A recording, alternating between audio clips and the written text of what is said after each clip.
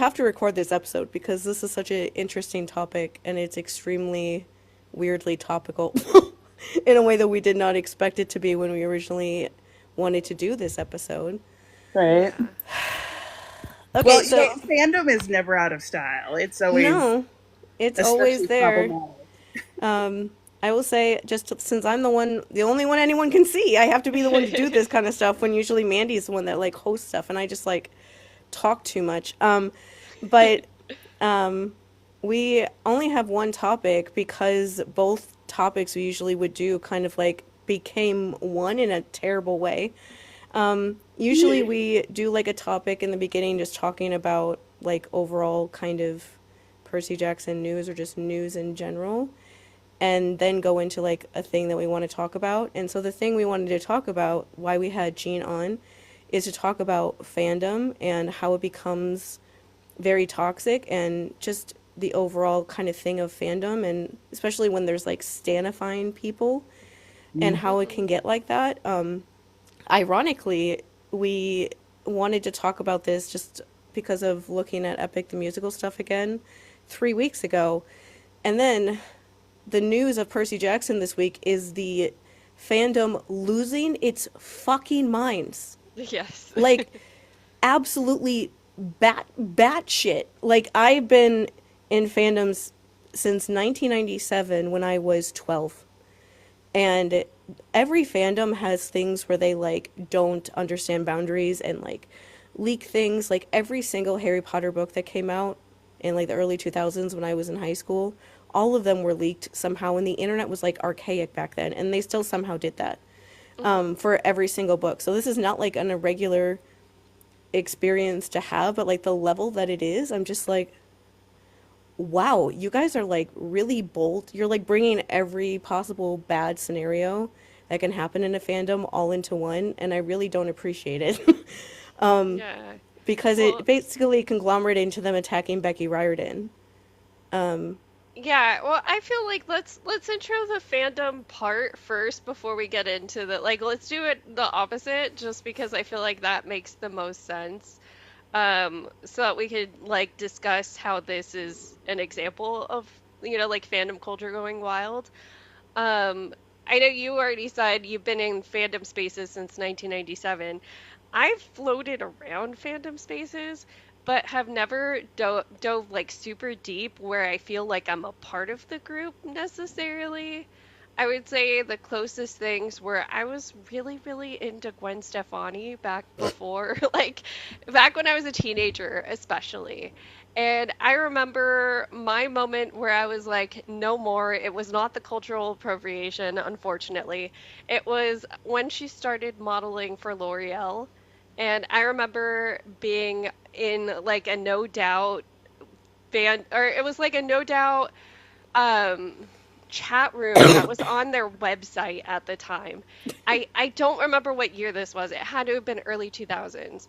And I was not the only person saying like, "Oh, how could Gwen model for L'Oreal? L'Oreal tests on animals." She's never talked about that. I don't know why me and this one other person were like, "Yeah, this is our hard line in the sand. No more No Doubt, no more Gwen Stefani."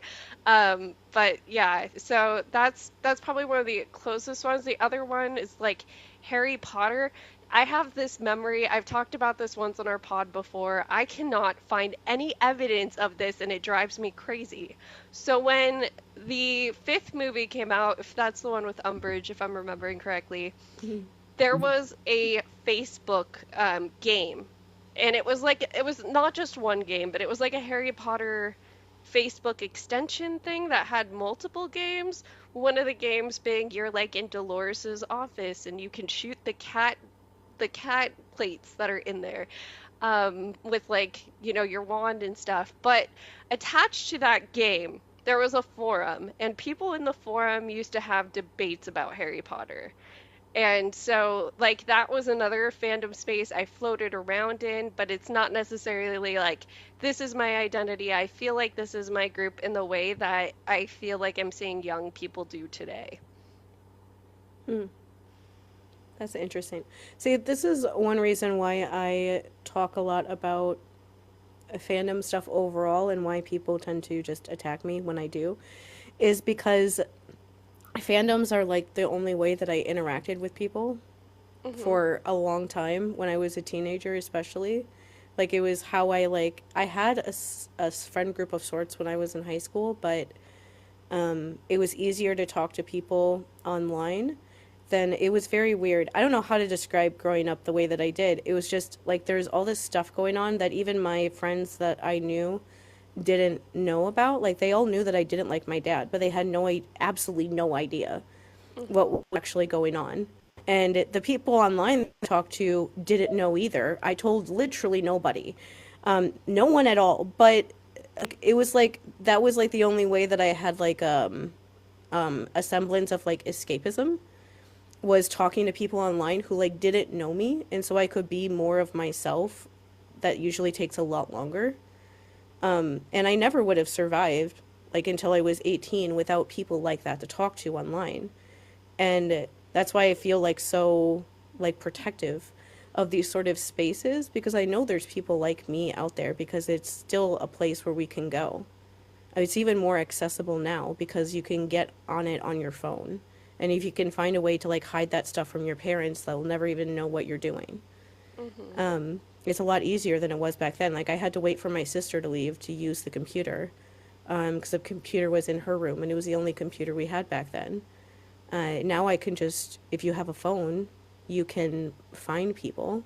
But of course, it also can devolve just as quickly.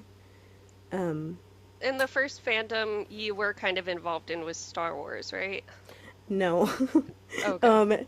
Uh, the first fandom I was in was Hanson, Oh, the yeah. band with the three brothers that my sister and I were obsessed with for the longest time. That was when I was 12. And also the TV show Charmed. Those were like the first ones at the same time.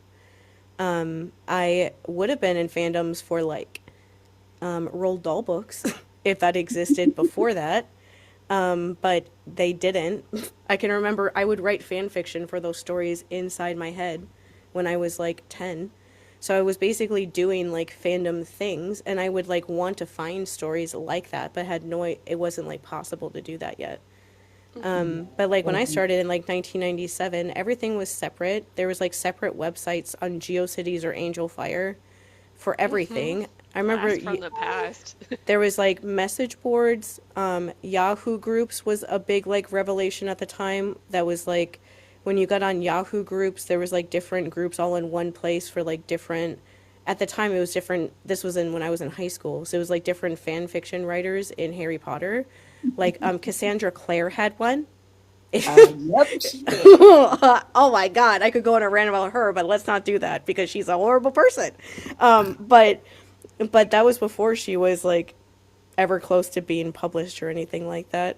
I never read her stories back then, which I think is so funny because I was like, I don't like Draco. Why would I read a story called Draco Dormians? I don't want to do that. So I missed a lot of the stuff as it was happening and heard about it like later on because I was like, what's going on? But that was like where that stuff started. Jean, you're a little bit older than me, so what was like the first thing you remember? Just a little bit. How old are I'm you? like, oh, 1997. I am 50. Okay, you're Oh, 10 years wow. you're 10 years older than me. That's not too much considering. And aging gracefully. Thank you. Thank you. I've always looked like a middle schooler, and I don't think I'm ever going to escape that. And, hey, it's fine. Yep. But, yeah, I was going to say, like, I remember that Yahoo Groups era. That was when I was really heavy into X-Men, specifically X-Men movies, and, like, the ship of all ships was Rogue and Logan. And we got kicked off of all of the other X-Men fanfic sites because they were all grossed out by the age gap. And you know what?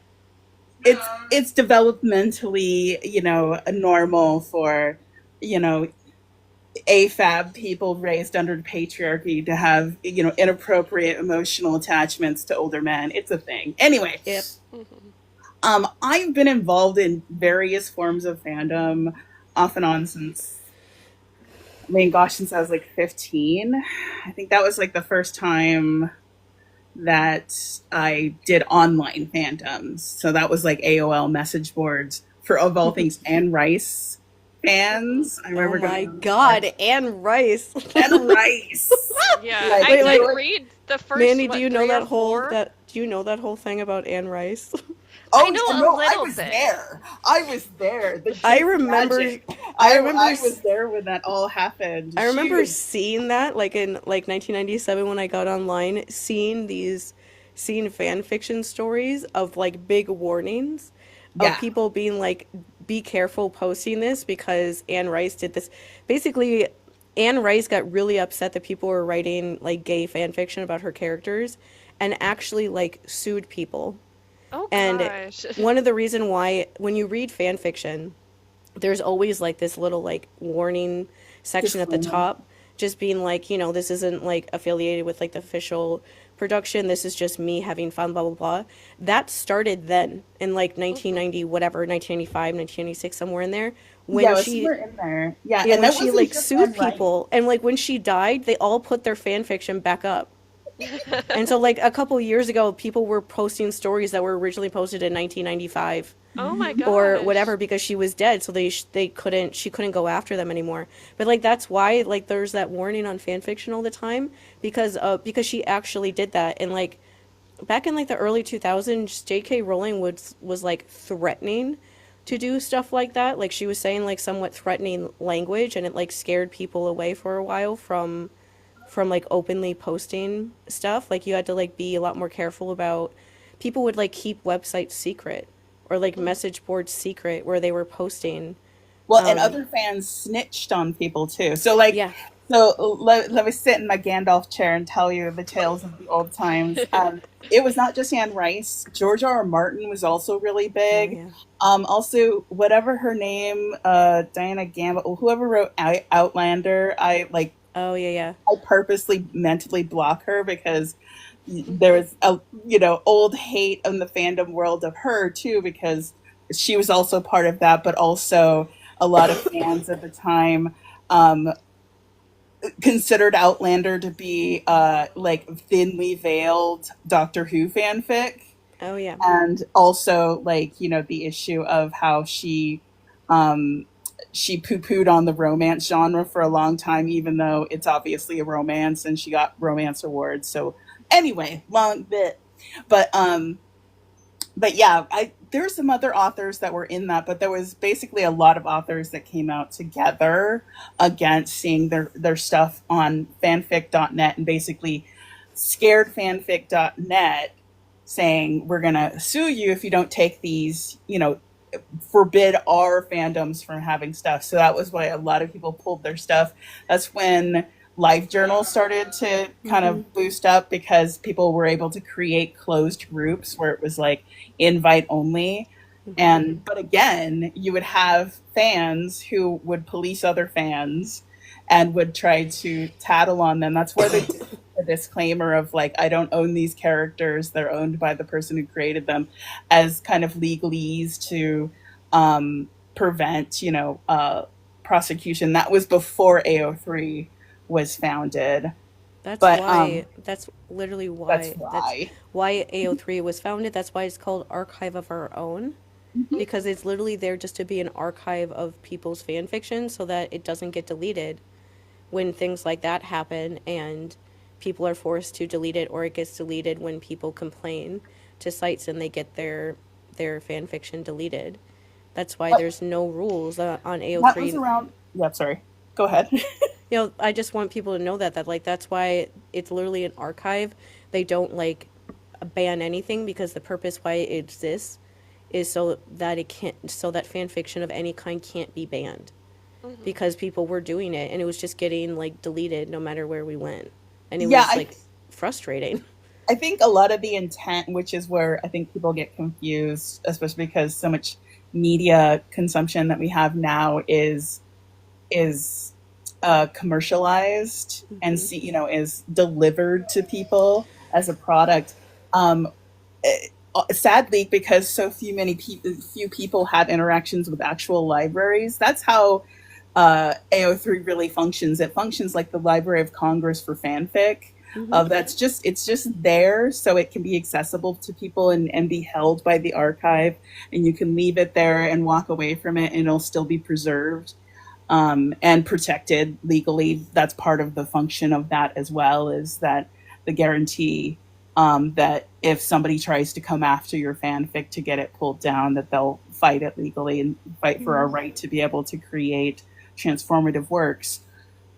And so I was going to say, like with that time, I remember during that time was when I was writing Game of Thrones fanfic in closed members only. Like we knew, like I got invited because I knew three people in the group, and that was the way that Mm-hmm. I was able to get vetted to get into it.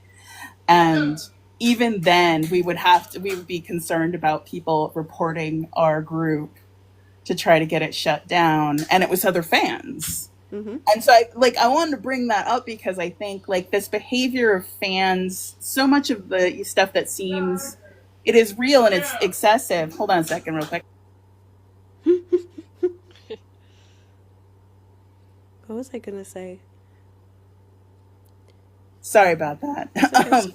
uh, like this behavior isn't new to fandom. Mm-mm. I think it's just we get to see it more because we're all on these, you know, a lot of people are on these spaces together and seeing the fandoms interact and fans being the way they are. But Mm-hmm. it's, you know, it's the same way. But go. Yeah, it's the same. It's it's exactly the same as that's. I was trying to say that to Mandy before. Like this isn't like a new issue. It's the same thing that's happened over and over and over The again. technology and the social media platforms have changed, but the Yeah. behavior has not Like changed. even okay, when I was in high school and I liked talking to other Harry and Hermione fans on the internet, we made our own like website where we would Hmm. post our fan fiction, and it was like you had to have a login, and we were still like careful about it because even though we weren't like a queer ship at all, it Hmm. was what J.K. Rowling said, that we were delusional, and so we were like, she literally said we were delusional, and so we were definitely like kind of like the ship that the rest of the fandom would like beat up on, and so people would try to like get into our website just to like leave mean comments on people's stories or like go back and like talk about the things that we were writing with like their whatever ship they were from, Yeah. and so that they could attack us. And so it was just like something that has always happened. It's just now there's like multiple websites where it can happen on. Hmm. It's not just like these different sites that were all kind of separated, or like different live journal communities or whatever. It's like there's TikTok, there's Twitter, there's Instagram, though Instagram doesn't have that much. There's like Discord, which is like generally a terrifying website. Um, and but like Discord is really the one that's the worst, I think, right now. Twitter is just a cesspool no matter what you do. And then there's like the stuff that ends up on TikTok, much less like the other platforms, but it's mainly just those that like a lot of like the fandom stuff seems to happen on now. But it's just like the same exact problems that have been regurgitated a million times. Just why like when I said in that the video that I posted yesterday about what happened with Percy Jackson the last couple of days, was I said like you guys need to learn fandom etiquette like right now, because Hmm. this is not like a new problem, but the things that they were doing are like really bold, even for like fandoms not having any boundaries and not caring or feeling justified to do whatever they want to somebody.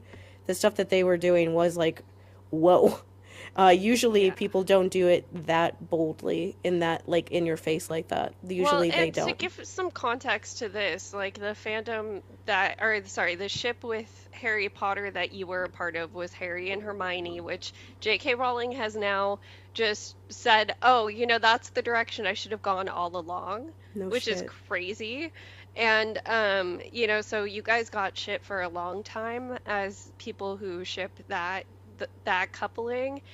The other thing, really quick, before we get completely off Anne Rice, I've read the first 4 books of the vampire series, but like I don't remember the fourth one, barely remember the other ones because I was back in high school. She got mad at people that shipped. I'm guessing if we're talking a gay ship, it was Louis and Lestat, Yep. which aren't they almost practically a couple in Interview with the Vampire? Am I misreading Interview with the No, you're Vampire? not. You're not. No, Okay. no. No, okay. Like, I think a thing that like people who are outside of the Vampire Chronicle fandom, which we said it's like that multi-generational, is that Anne Rice over her lifetime, like left and came back to the Catholic Church. Yeah, I remember her writing a Jesus book. Oh my God, the Jesus fanfic, where the family's name was the Christs. Oh my gosh. Dude, I it's didn't get that hilarious. far. It's I probably read hilarious. the first page of it and was like, what the fuck is this? Oh my gosh, yeah, no, but like, so like, also I think in her later life she was a little more accepting to the idea of other people having readings of her work, because it is obvious that there's a lot of queer subtext, especially in Interview and obviously later books as well. But like, I think because she was so focused on her own singular vision, that was part of why it was difficult for her to accept fanfic. But also, you gotta think about the fact that she wasn't a boomer; she was like silent generation. Yeah. Old. So like the idea that people were like, oh yeah, all your characters are gay and everything's about gay sex, and she's like, my vampires don't have genitals, what are you talking about? Like, I get it, it's like, grandma, calm down, Like, let chill. the gay kids do their stuff. But Yeah, and I will say, like, people, I don't know if authors have just realized this just because they're kind of been forced to, but or if it's just like a natural thing that they realized. But like when you put art out there, you can't like police how people interact with it. Like once you put it out there, it's out there. And so you can like try to shut down the way that people are interpreting it, but you really can't. And it like always goes much worse when you try to control how other people feel about your story. If you just let queer people write stories with queer people in them to have a way to like talk about our identities and let it happen, it won't become like such a huge of a thing if you try to like fight it every step of the way. And I feel like people generally figured that out at this point, except for, J.K. Rowling, who weirdly, like, made ace people feel more valid about being queer by attacking us. right, I was like, wait a minute, what do we do? That was so funny. Like, I saw somebody made a video that used, like, that audio that was like, a win is a win. And they were Right. like, J.K. Rowling attacks us, but now are we officially part of the queer community because she attacked us? You can't say that we're not anymore. And it was like, a win is a win, I guess. Right, Like, I know, it was nice to see all the other letters of the alphabet be like, why are you picking on that? and I'm like, oh, are we part of your club now? Oh, thanks, guys. Right, but like, I personally, I blame capitalism. Yeah. Because before, like, copyright isn't old, it's very new. And the idea of like authors owning the worlds that they created and stuff is also very new, and again rooted in capitalism and the idea of owning the rights to these things. And I always think of was it, oh gosh, and I'm probably gonna pick the wrong author, but I want to say that it was H.P. Lovecraft. Oh. Oh, I know, terrible person. It may have been him or one of his contemporaries that not only was okay with other authors writing in his universe and about his characters, but like encouraged it. Oh, what's his name? Okay, who wrote Sherlock Holmes again? That's who it was. Yeah, That's who Arthur it was. Conan Doyle. Yes, He got sick Arthur of writing Conan Sherlock Doyle, Holmes. Thank you. Yes. He got sick of writing Sherlock Holmes and was legitimately trying to get somebody else to do it because he Yeah. didn't want to write him anymore. Right, and that was before the advent of copyright.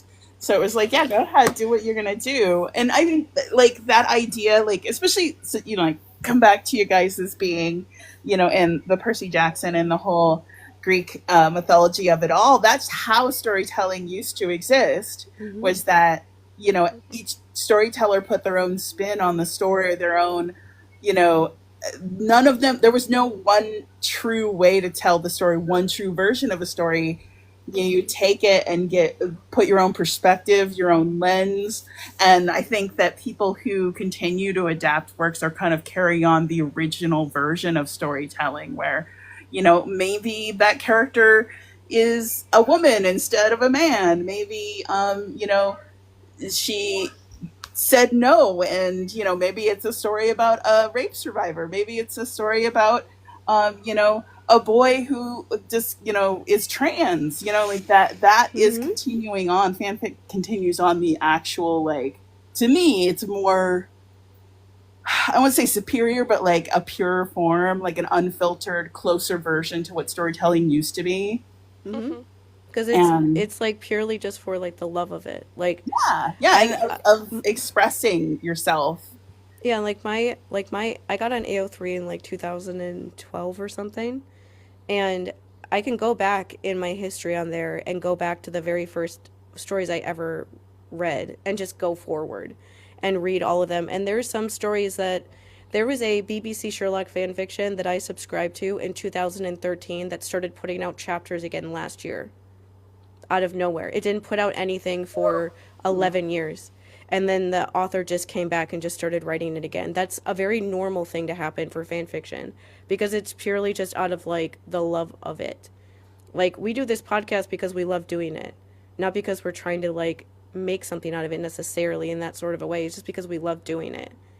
And that's like that's you have to have a lot of love to do something when there's no real reason for why you're doing it. You just want to. And that's what all of that fan work stuff is supposed to be. Right. Well, but the energy, that's like the pure source of that energy is coming from this idea of like the desire to create. Because, you know, with all of the, you know, the doomerism of like the phones are killing our creativity, AI is killing our creativity. I don't think anything's going to fully kill our creativity, because it's really kind of an aspect of the human animal that we have to do. We have to not necessarily make things in a like productive type of product way, but we have to express ourselves, be it through talking, be it through music, be it through dancing, be it through creative storytelling. Like that is an aspect that like keeps us mentally well. So I don't think that's ever going to go away. But I was going to go back to like my origins and fandom of like AOL and all that was when I got on fandom on the internet. But before that, my fandom experiences were zines, whatever people want to call them, for Star Trek, that older family friends had collections of them. And so there were like these stapled together little paper books of Spock and Kirk fanfic. The only one I really remember was a story that was like set, it was like a Western AU. That was like, you know, long before there was Brokeback Mountain. It was, you know, ranchers falling in love. There's for Star Wars, there's zines like that for Han and Luke. Yes! Oh, Han and Luke were the original slash fic of that fandom for sure. Like it's been around forever. This isn't like a new phenomenon. No. I think it's so funny. Like the other day I saw a TikTok video of like a teacher being like, oh, like your phones are like killing people. They look like tired in their eyes. And I'm like, that is literally the exact same thing that people said when I was in high school 20 years ago about playing video games. It is literally the exact same words. It didn't kill anyone's creativity then. Having your phone is not going to kill their creativity now. Nothing will. Right? You can find news articles about how the dangers of television and the dangers of the telephone invention and of the printing press and all these things. Again, like everything has the potential to be misused and be to harm people, but it's how people interact with it and how people use it. So like this fandom behavior, I was going to talk about like the latest, you know, leaks and stuff for Percy Jackson. Yeah. we can intro those really quick. So, essentially, this, like, what was it, yesterday that it got leaked, or was it 2 days ago? There were four scenes exactly from dailies, which are just, this is everything we shot today, that were released. And people were all over them because of the content of the scenes. It's like, from my understanding, because Shannon and I were like super careful, let's not try to find any of these spoilers ourselves. We No. we slipped on stuff still. It was like, oh, I happened to find the four lines that everybody is stuck on with these scenes. And like I saw one screenshot. I know Shannon's accidentally run into the clips and had to scroll away super quickly. But it's interesting. There's like almost a division within the Percy Jackson fandom when you talk about this, because Threads is where Becky Riordan tends to hang out. And so the Threads people are all, like, this leak really sucks. Oh my gosh, I can't believe that happened. But you go on Twitter and it is a cesspool. It is people saying, we didn't sign an NDA with Disney, and like, well, it's not our fault. Why are you blaming us, Becky?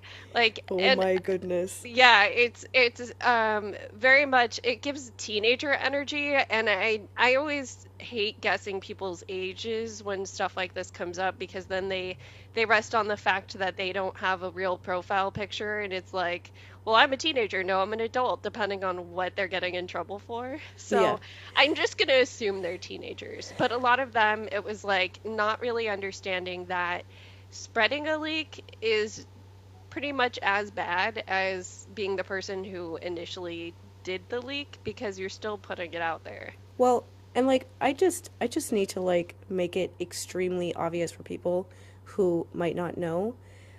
Dailies are never supposed to be seen by anybody outside of if it's your job to either do special effects or editing. Hmm. Other people who even work on the show would not see this. Like this is like literally work product that is like supposed to be protected, that is confidential material, that is things that you're only supposed to ever see if you actually work for them, if you Hmm. work for the production. This is not like a trailer leaking early or like chapters from a book that is going to coming out soon.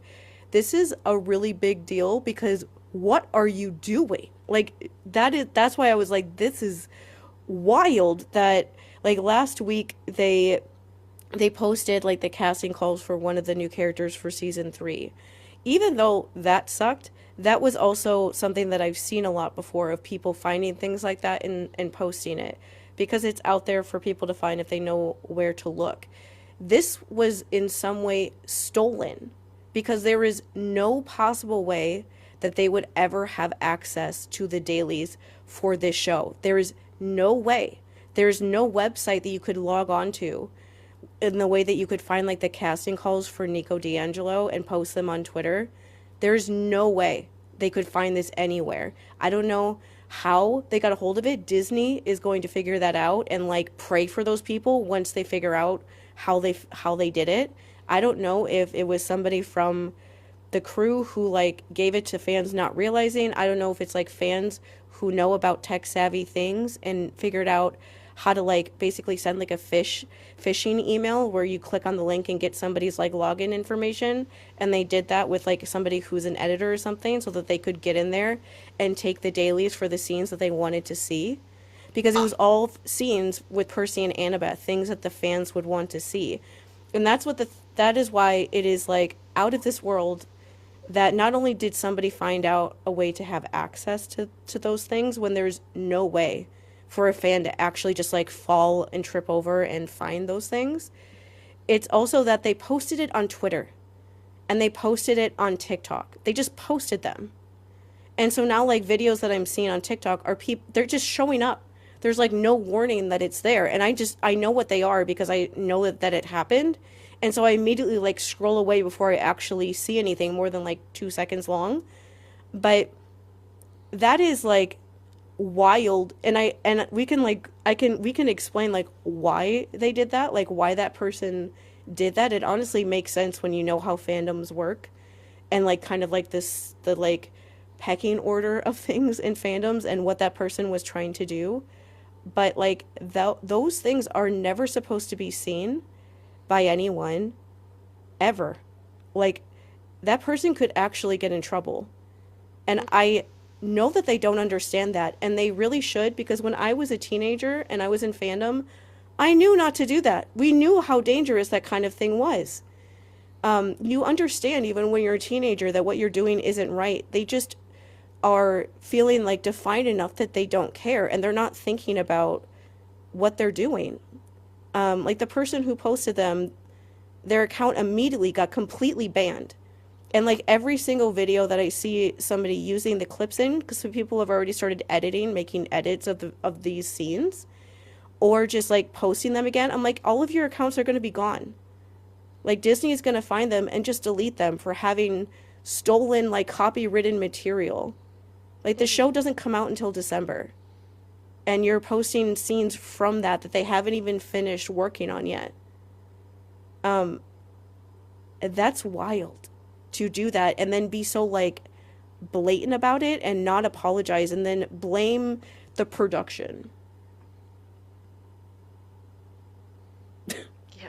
Yeah, I was gonna say that like there's I am willing to bet that it was not fans. And the reason I say that is that there is a huge, especially tabloid, and not even like actual traditional tabloids, although it's rooted in that, but there's a huge money-making industry of leaks, leaking anything, especially behind the scenes stuff. And the reason I say that I don't think it's a fan because of that, but also because we just had the exact same thing or a similar thing happen with Marvel.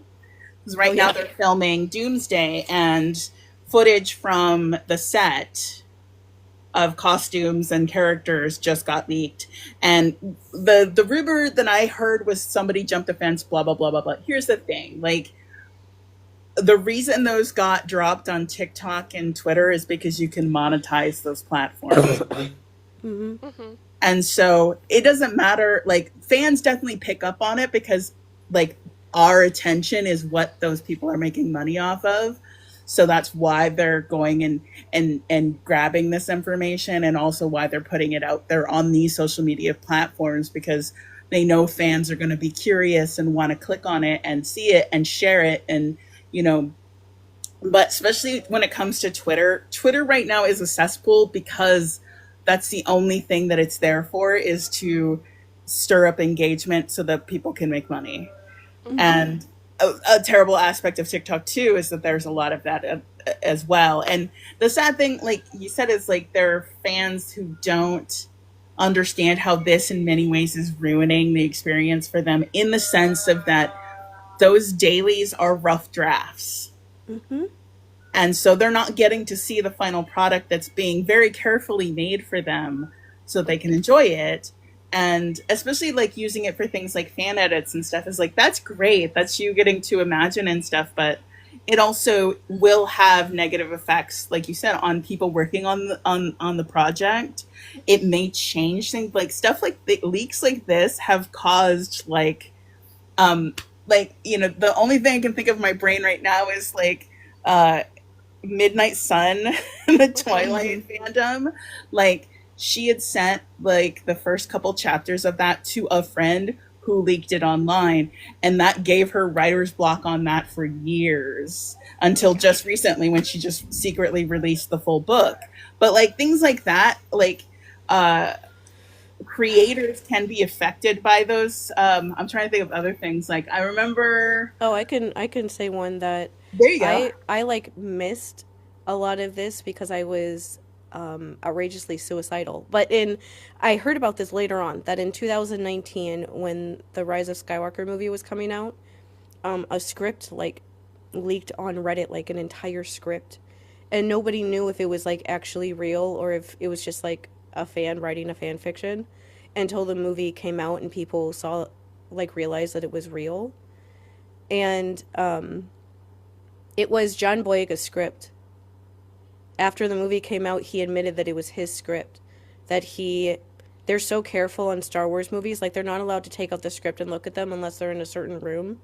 and somehow somebody got John Boyega's script and stole it, and then had it long enough to like upload the entire thing onto Reddit.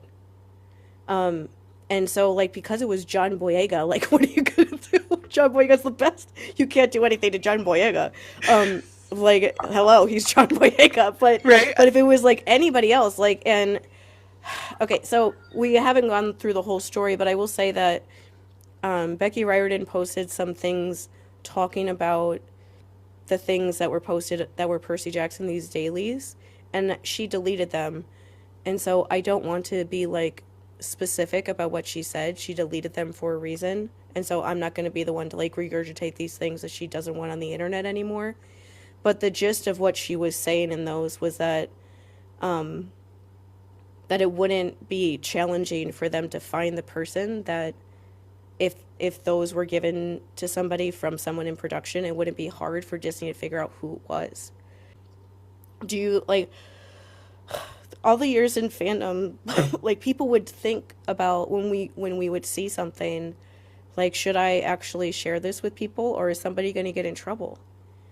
Like I remember things like that coming up from when I was like a teenager, like when we had like more separated communities. Like there are now separate communities on Discord, I suppose, so it's the same kind of idea.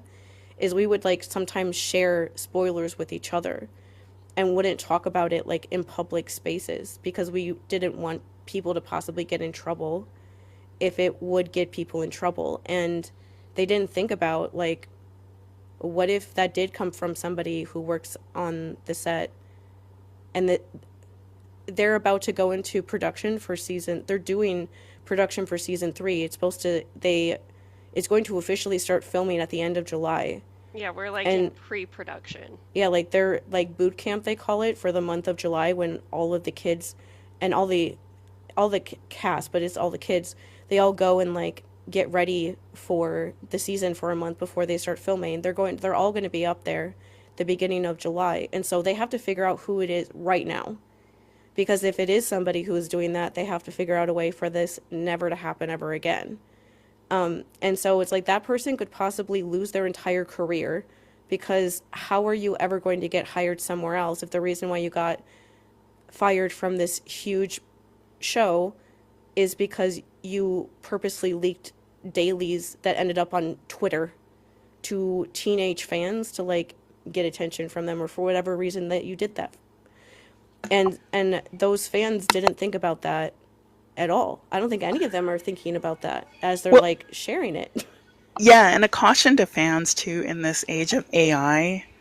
Yeah. They need to be careful, because as like these leaks, and now of course the Doomsday, the Marvel leaks as well, have proved that there's an appetite for this type of stuff.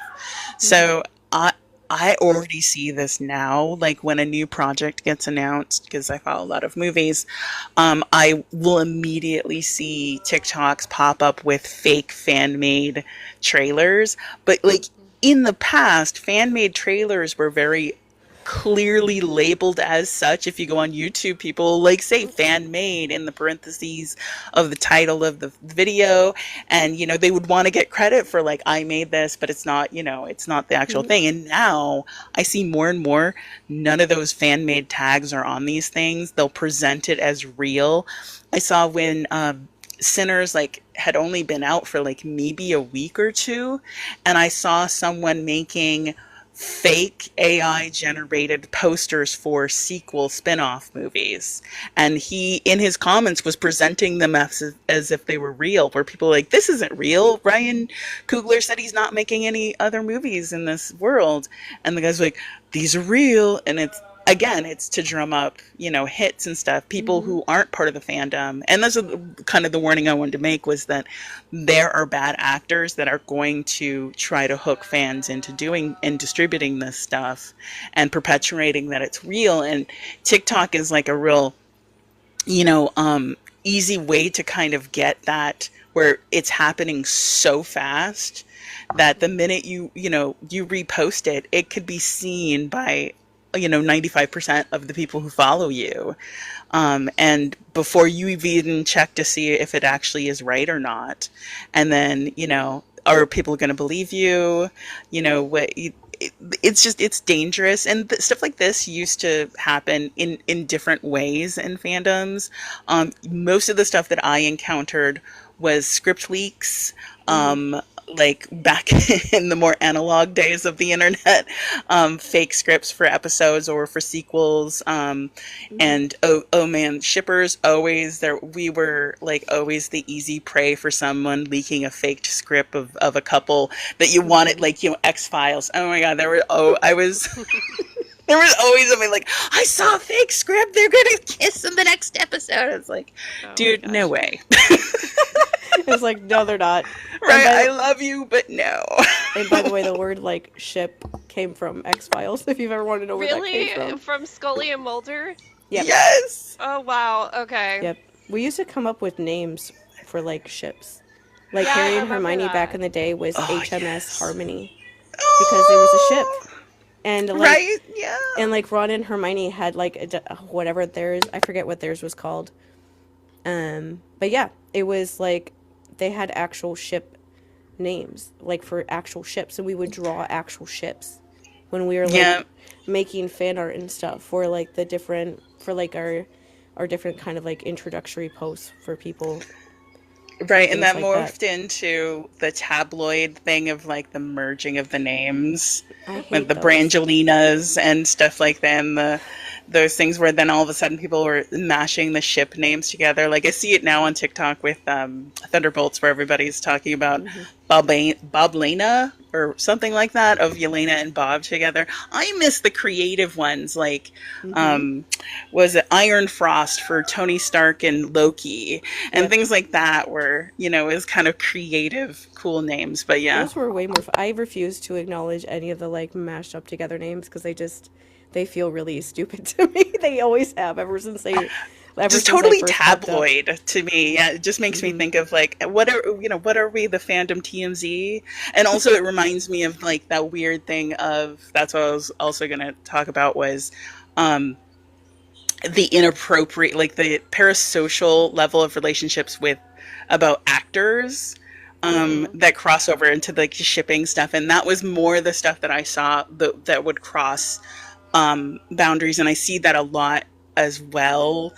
Um, you know, talking about, especially when we're talking about Black actresses and how Hmm. fandoms get really inappropriate. I worry about that a lot with Leah.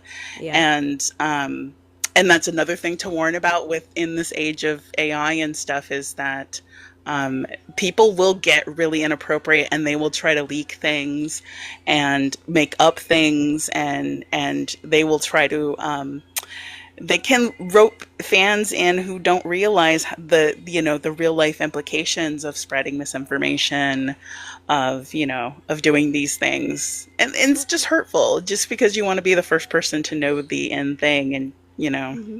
Well, like Yeah, I mean, to to give some more context to this current leak, a part of it is driven by a big ship within the Percy Jackson fandom, which is the Percy and Annabeth or Persibeth ship, and people trying to find, you know, like little tidbits here and there of, oh, they're introducing Annabeth has a crush on Percy earlier, or, you know, like there's tension in this scene.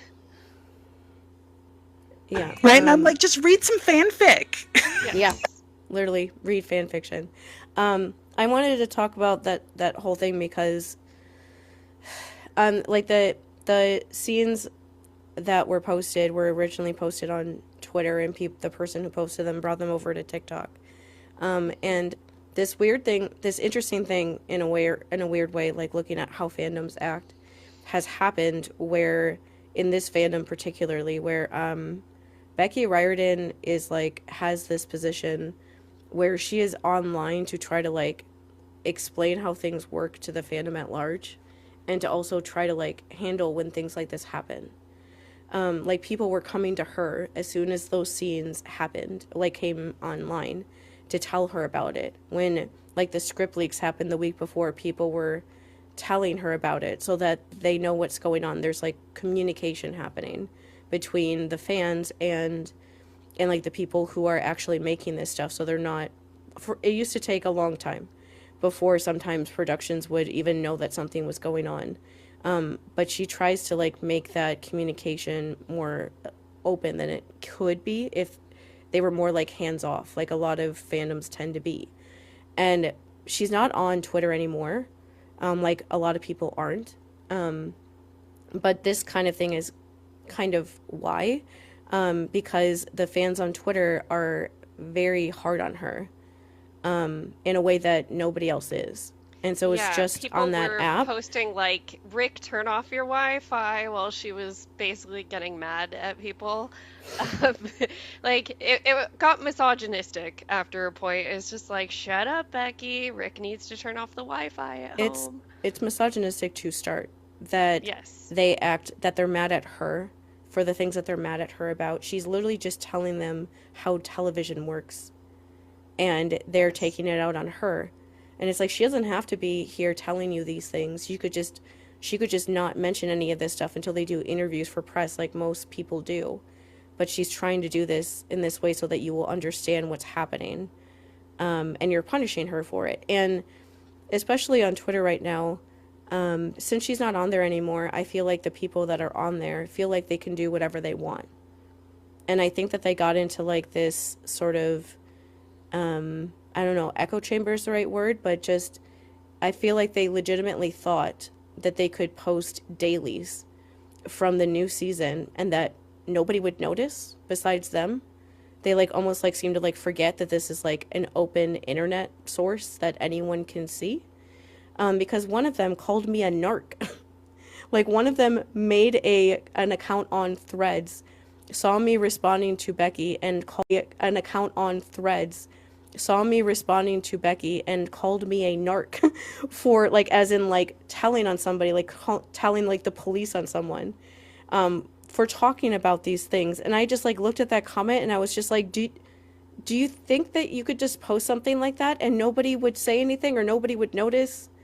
And it's just kind of like that kind of thing happened on there. And the thing that's really accelerated it in a way that always seems to happen in fandoms is chaotic things always happen when there's like a spoiler source of some kind that like okay, so every time there's like a spoiler source that like talks up kind of like the antagonistic idea between I'm telling you what's really going on in this production, like won't tell you sort of thing as a way to like get attention, clout, attention, like clicks, views, money, whatever, in a way instead of like trying to work with the production, really just really out of control, like toxic things like this situation happened.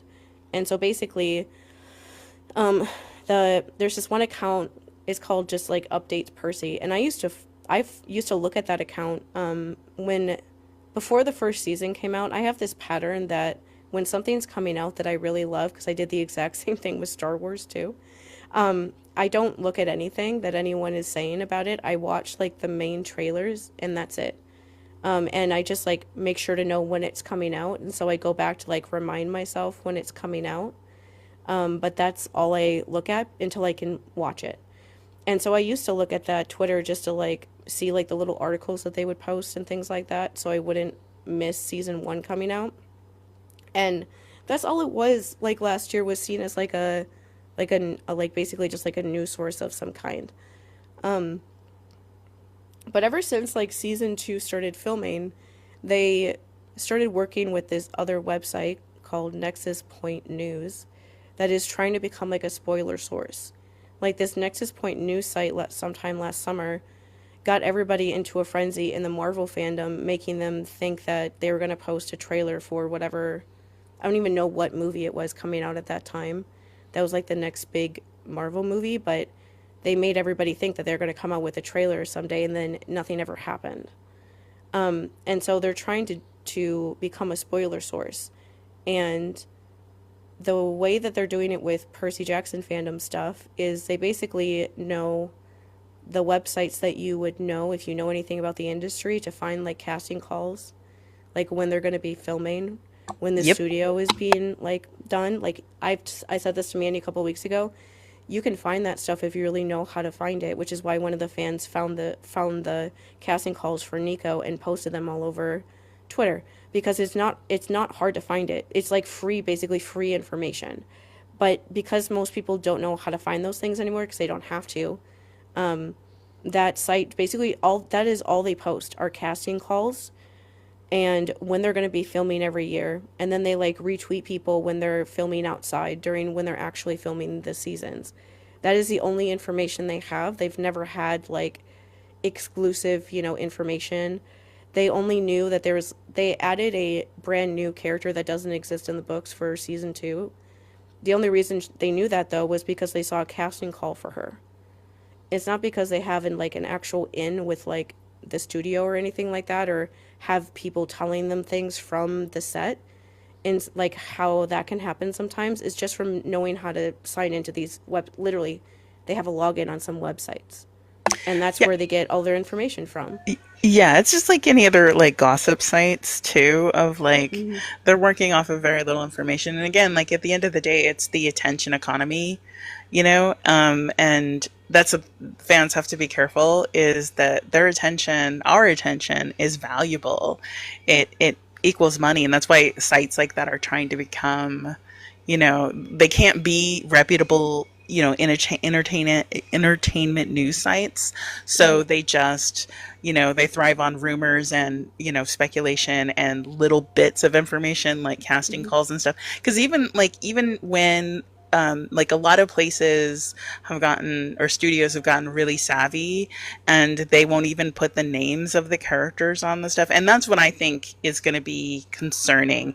The the fact that like the fandom, Percy Jackson fandom, has such like a straightforward connection through Becky to the behind the scenes, is really precious. Is very rare anymore. Hmm. And I feel like I don't know enough, obviously, since I'm not in the fandom, but so much of what I'm seeing happen is like very common when material is being adapted for a wider audience like this. So, like when you have a book series that is getting a TV or a movie adaptation, and you get fans who may not have been active in the book fandom, or weren't until since they were little kids or whatnot, and so they're really coming in new into the TV show or the movie fandom, and all of their interactions with the fandom is on that one social media site, and that really kind of sets the tone for how they behave as fans. So it is really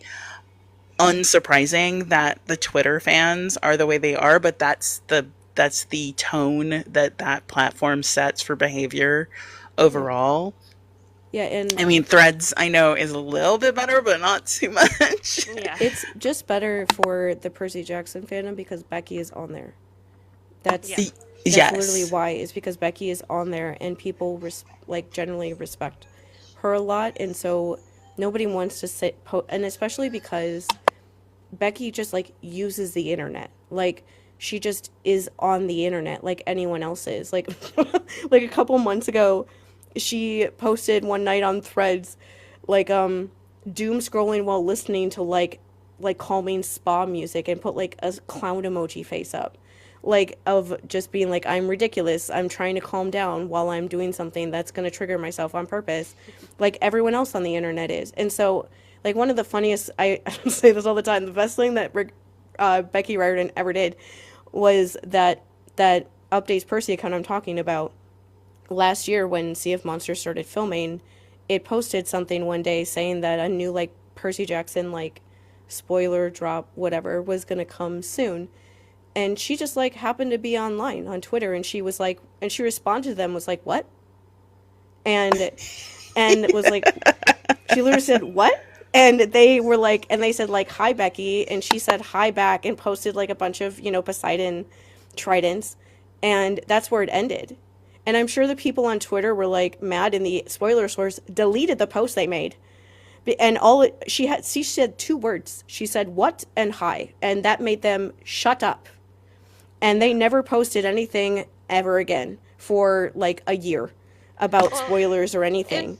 and also to give you some context with season 2, Jean, So season 2 started filming last summer. We've gotten one teaser trailer and like a couple seconds in a Disney Plus trailer that had other shows in it. And recently they released the official poster. But like we haven't gotten a lot of actual this is what it's going to look like yet.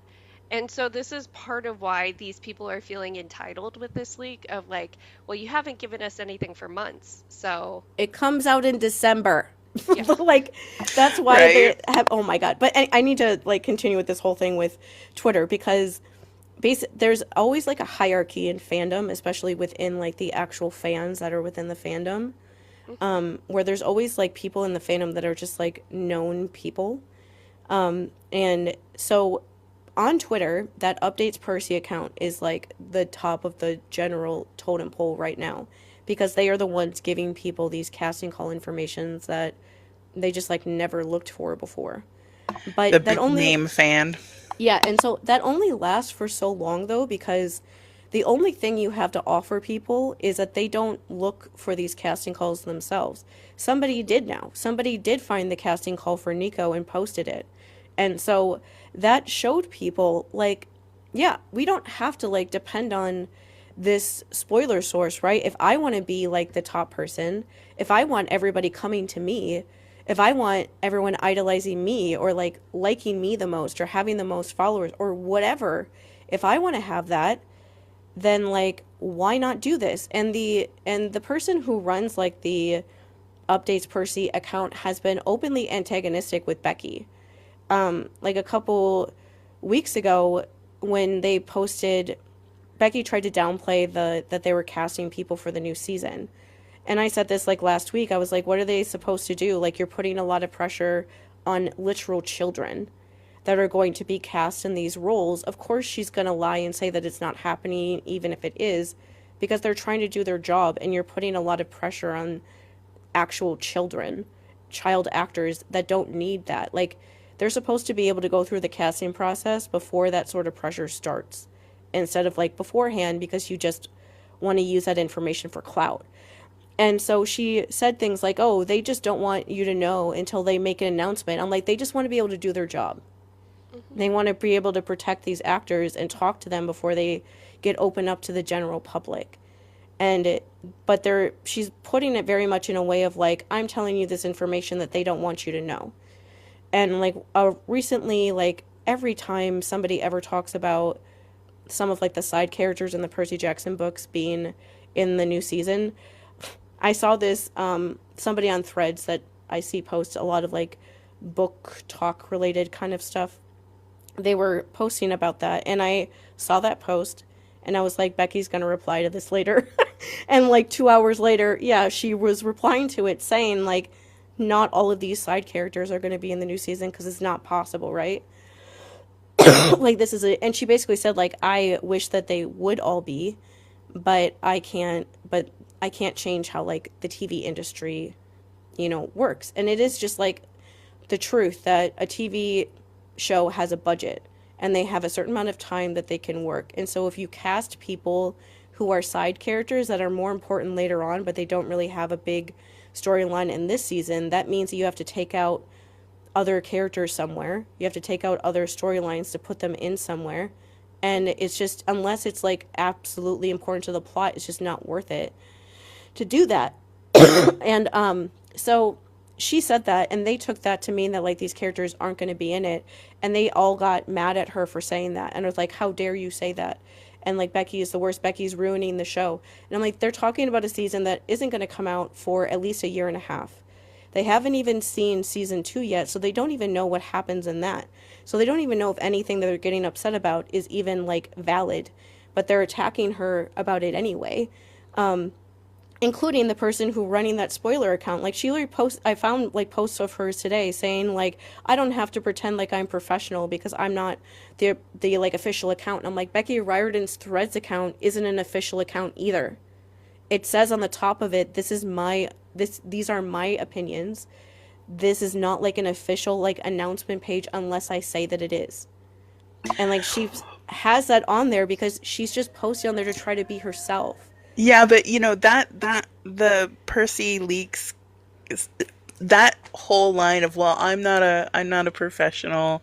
So You're pretending to be a journalist. there's social responsibility in those situations. That's one of the things that I don't think a lot of people understand about social media, especially young people who are on here, because it is so accessible and there's no test or like license, like user manual that you're given before you get on here, is understanding that like when you say things that impact a great deal of people, regardless about, whether it's about you, about somebody or if it's about media, like there's responsibility in being the person to say that stuff.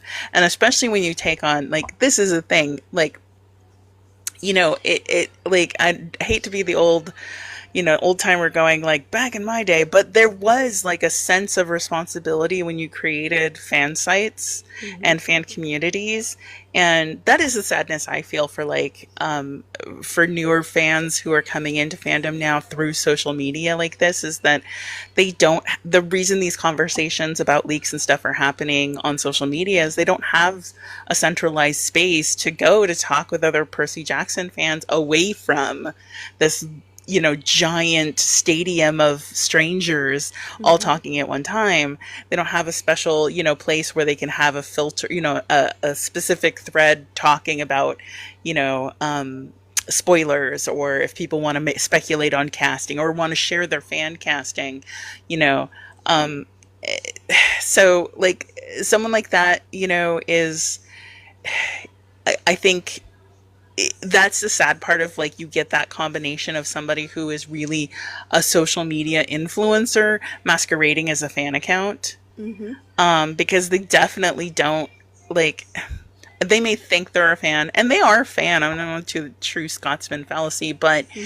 in the sense of that their primary motivation is building social capital amongst fans to keep them coming back to their account, to keep their position in the fandom as the primary authority on the fandom and on the show and what's getting, that's why they use that tactic, which you see all the time grifters on the internet use, of like, this is what they don't want you to know, the truth about spray cheese, like, Hmm. it's like, Hmm. okay, That's right, it. like, Well, that's why, like, it's so obvious to me. Like, I'm like, yeah, this account is like making Becky the villain, doesn't care how that's affecting her personally, or the chaos that it's starting. And so because she's like making them the villain in the way like, oh, they're not posting anything that we want to see. So like I don't care that that this is like mean to them because they're like holding these things back from us when they should be. And if they would just post this stuff, we wouldn't be doing these things.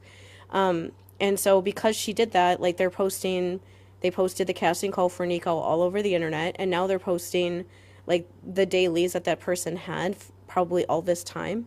They posted them online because it's like, what other way to like kind of not only show like defiance towards the production, but also try to like show like one up the person that is getting all of like the attention so far on that app, than posting something like that.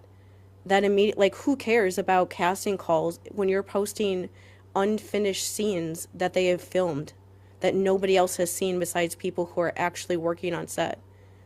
And that's like the exact sort of thing that happens.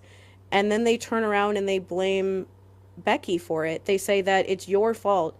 And like just to like make the point, like I have to make this point because it's just like how fandom can be like this is something that Becky posted on April 27th. This is what I mean by she she tries to communicate very much with the fandom. She tries to make everybody know what is going on. She makes people know what is important to her, even within like the general world, like politically. Like she was posting today about how that Fortnite game used an AI voice of Darth Vader and was saying like you should pay yeah. attention to this because voice actors deserve to not have their jobs taken away by a robot. And so even with things like that, she like tries to direct people's attention to things that she thinks matter. And so on April 27th, somebody asked like I wish they said like I wish we could get more content because they haven't put anything out like seriously yet about season 2 because it doesn't come out for another 7 months.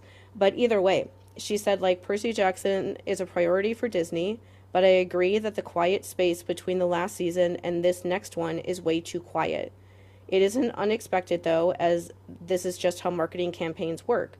What we had for season 1 was unusual because there was a special fandom moment on Twitter, ironically, that we will not be able to replicate. Good news is that content will pick up as Disney celebrates 20 years of Percy Jackson this summer, which is the end of June is when The Lightning Thief came out 20 years ago, along with whatever we get at Comic-Con San Diego, which is the month after that. And so she literally posted telling people like, hey, I know that nothing's coming out right now and I don't like it either, but just wait another like month and a half and a lot of news is going to come out and there's going to be a lot of things happening. You just have to like wait a little bit longer.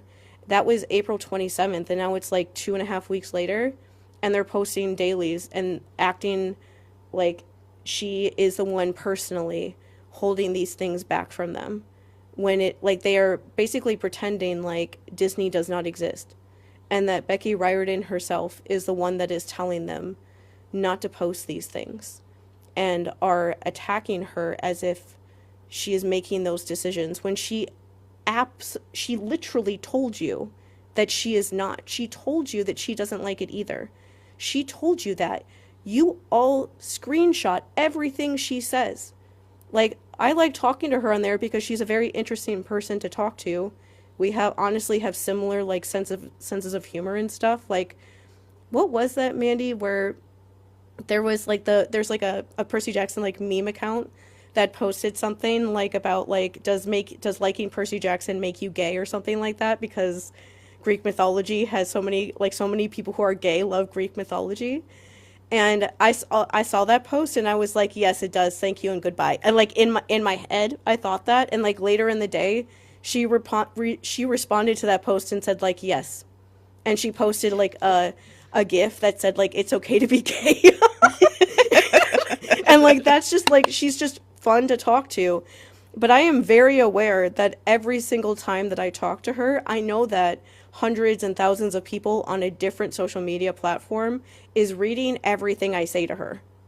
Like we're having a conversation, but we're also having one very publicly because I know that they look at every single thing she says.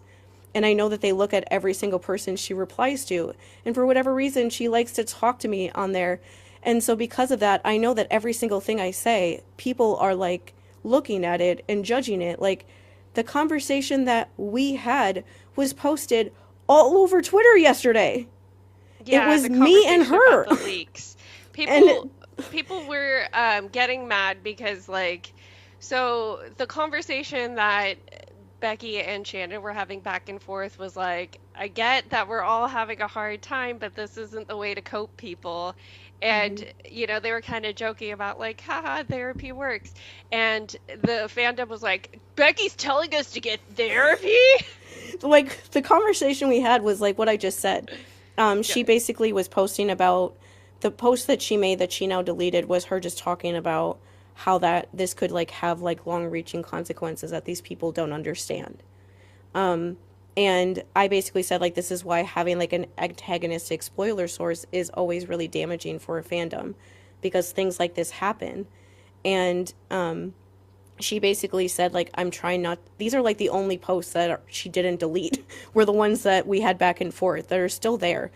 And she said like I'm trying not to be political right now, but this is like something that people do. Like Percy Jackson is important to a lot of people, so this is, I think, is something that they're doing as a way to like cope with like what's going on in the world right now, that everything is so uncertain, that they're like clinging on to this like ownership they have over something that made them feel good. And I said like and she said like, you know, please, like we can, she mentioned something about like having grace for them. And I said like, oh, I can definitely have grace for them. I'm sorry if I'm coming off like really harsh, but this is the only way I know how to like say this kind of thing. And I basically said like, if your coping mechanism is going to cost somebody their job, find a different one, like find a better one. And she said like, yeah, that's, she said like maladaptive coping mechanisms can be harmful. even if it seems like they're helpful at the time when you don't realize it. That's why therapy can be so helpful. And I said in the post, like, yeah, I've been in therapy for 7 years. I've learned a lot of different coping mechanisms. Like, we are having a conversation. That is Becky Riordan having a conversation with me for God knows what reason she wants to talk to me, but she is. That's me and her having a conversation. But when we're having that conversation, I'm also aware that, like, everyone is watching me and watching her, and she knows that everyone is watching her and everything she says. And so, like, we're trying to have a conversation where we're actually just talking to each other, knowing that people are going to misunderstand and misrepresent every single thing we said, which is, how do you watch that conversation? The thing you get out of it is thinking that Becky is telling you all to go to therapy. Misogyny. Yeah, misogyny. Misogyny. As you're telling me this information, I don't. No, I'm just gonna put my full 10 hat on, because I think so many things that I had been seeing, especially through you guys talking about this, and because you two are like my primary source on stuff that's happening in the fandom, because I know that a great deal of that fandom is younger, and so I try to just kind of keep a distance, especially because I'm cranky, and so I'll say, you've seen me talk about Marvel. Yeah. Sometimes I'm just like, are you kidding? No, but seeing some of this stuff, especially like their behavior with Becky, and the fact that she's in this very vulnerable spot where she is like right there when it comes to being at the source of the creative team, but isn't like wholly in control of all of it. And she's a woman, and they have the ability to have their own like mental idea that like somehow that she's like the devil that's doing, they can make her responsible for all of the bad things and make Rick responsible for all the things that they like. Yes. Right? And that she becomes like a really appealing target for that type of misogyny that we see happen in a lot of large fandoms that impact people who are actually working on the property. And I'm specifically thinking of like things that like happen in like the Star Wars fandom and stuff, where somebody like that is an appealing target to I'm so concerned too, because of certain political groups overly identify with, in their mind, Rome and Greece are the same. And because Percy Jackson, I don't know, I've read sparingly through the book, so I'm not as familiar about, but so I'm basing my opinion on the first season of the show, which I feel like is does an amazing job of showing like the soft power of compassion, and especially like a different type of masculinity that young men can see, where it's based in compassion and honesty, and the courage to be able to acknowledge that you may not be the right person for the job. Like things like these are like amazing stuff that happened in that first season. And I have a feeling that this new, like, the show is maybe the idea of what these people are peddling as what they think the show is going to be and what it's not at all going to be. I just fear that like Percy Jackson's fandom is going to get flooded with essentially like the same crowd of like, this isn't my Percy Jackson, and they're ruining, they don't understand Greek mythology and what it really means. And I'm sure you guys have dealt with that a lot with epic fandom. But that is the thing. Like, I'm concerned, especially because like people are now doing like in-depth think pieces about like, ooh, do you think all the like the YouTubers that were stirring up racist and sexist rhetoric about Star Wars may have been doing it for money?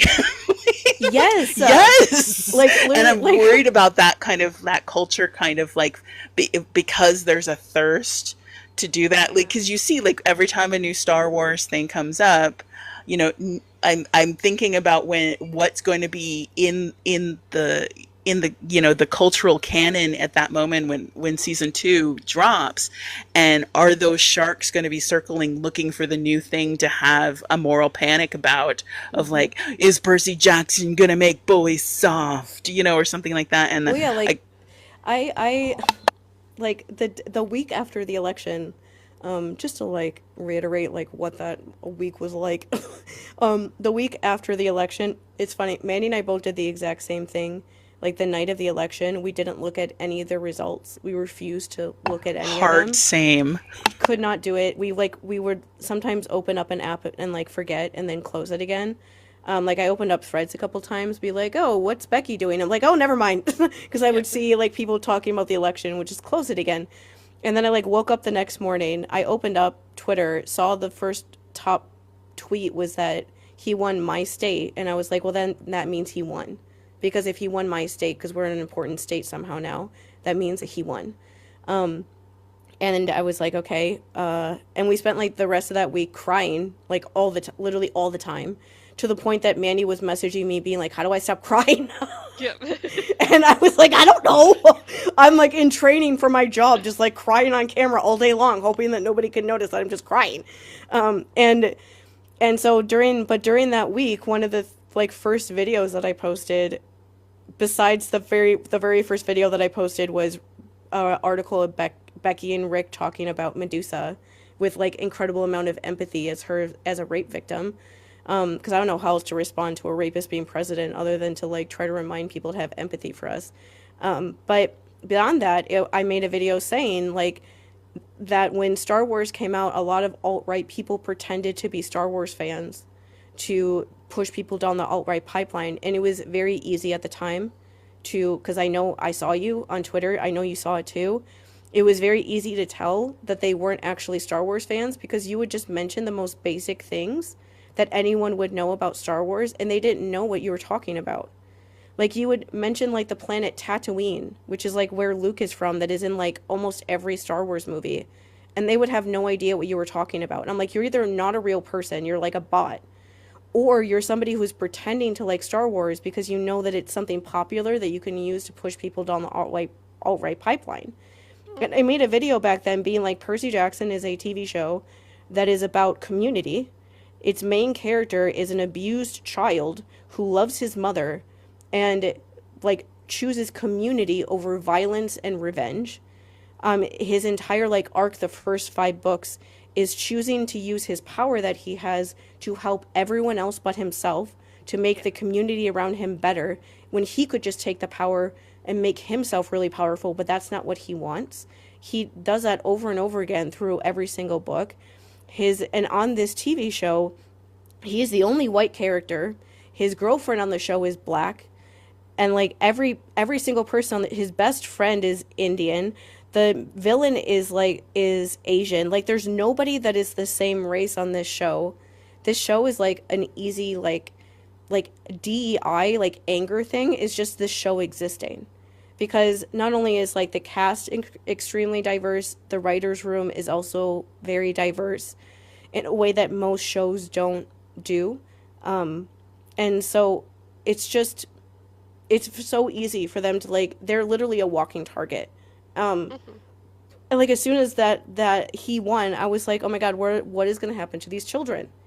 These children were cast on the show before he won, and now they're suddenly like this walking target for alt-right people. It was the #1 TV show on Disney Plus last year. It beat every other like Marvel show and every other like Star Wars show. Yeah. And so it's like that's putting a huge target on their back, and it's only going to get worse the longer it goes on and the better the show gets when they get to like the really serious seasons, and more people will likely watch it when it gets to like Titan's Curse and things like that, when things get like intense, where like adults will probably end up trying to watch it when it gets more adult. But it's just, they're just like kids that were cast in this production, and when you see these things happening in the fandom, it's not like we're not the only ones that know this, that like know that these kids are in this position. Like Becky Riordan is very aware of that. Like she talks about how she warns every person who joins the production that Percy Jackson is very exposing, that a lot of people care about it, and so you're going to get a lot more like attention than you usually wouldn't. Like most of the time when like a director or something is directing like an episode of a TV show, people don't like screenshot every single post you make on Instagram, for example, and things like that to try to figure out what you're doing and where you are. But this show is popular enough that that kind of thing happens. Most of the time when they film outside, a bunch of fans don't show up to like record everything that you're doing to try to figure out what scene you're filming. That only happens for like the most popular shows. And so she's very like protective of the people on this set, as you should be if you're the one in charge. Like it's her and Rick's whole thing, so she would be like that. They would feel like that. And so she does that kind of stuff. And when you have somebody like that spoiler source starting chaos, they don't think about like the way that they affect other people in this production at all. Like the kids, the main trio kids did like some interviews for in the middle of all of this.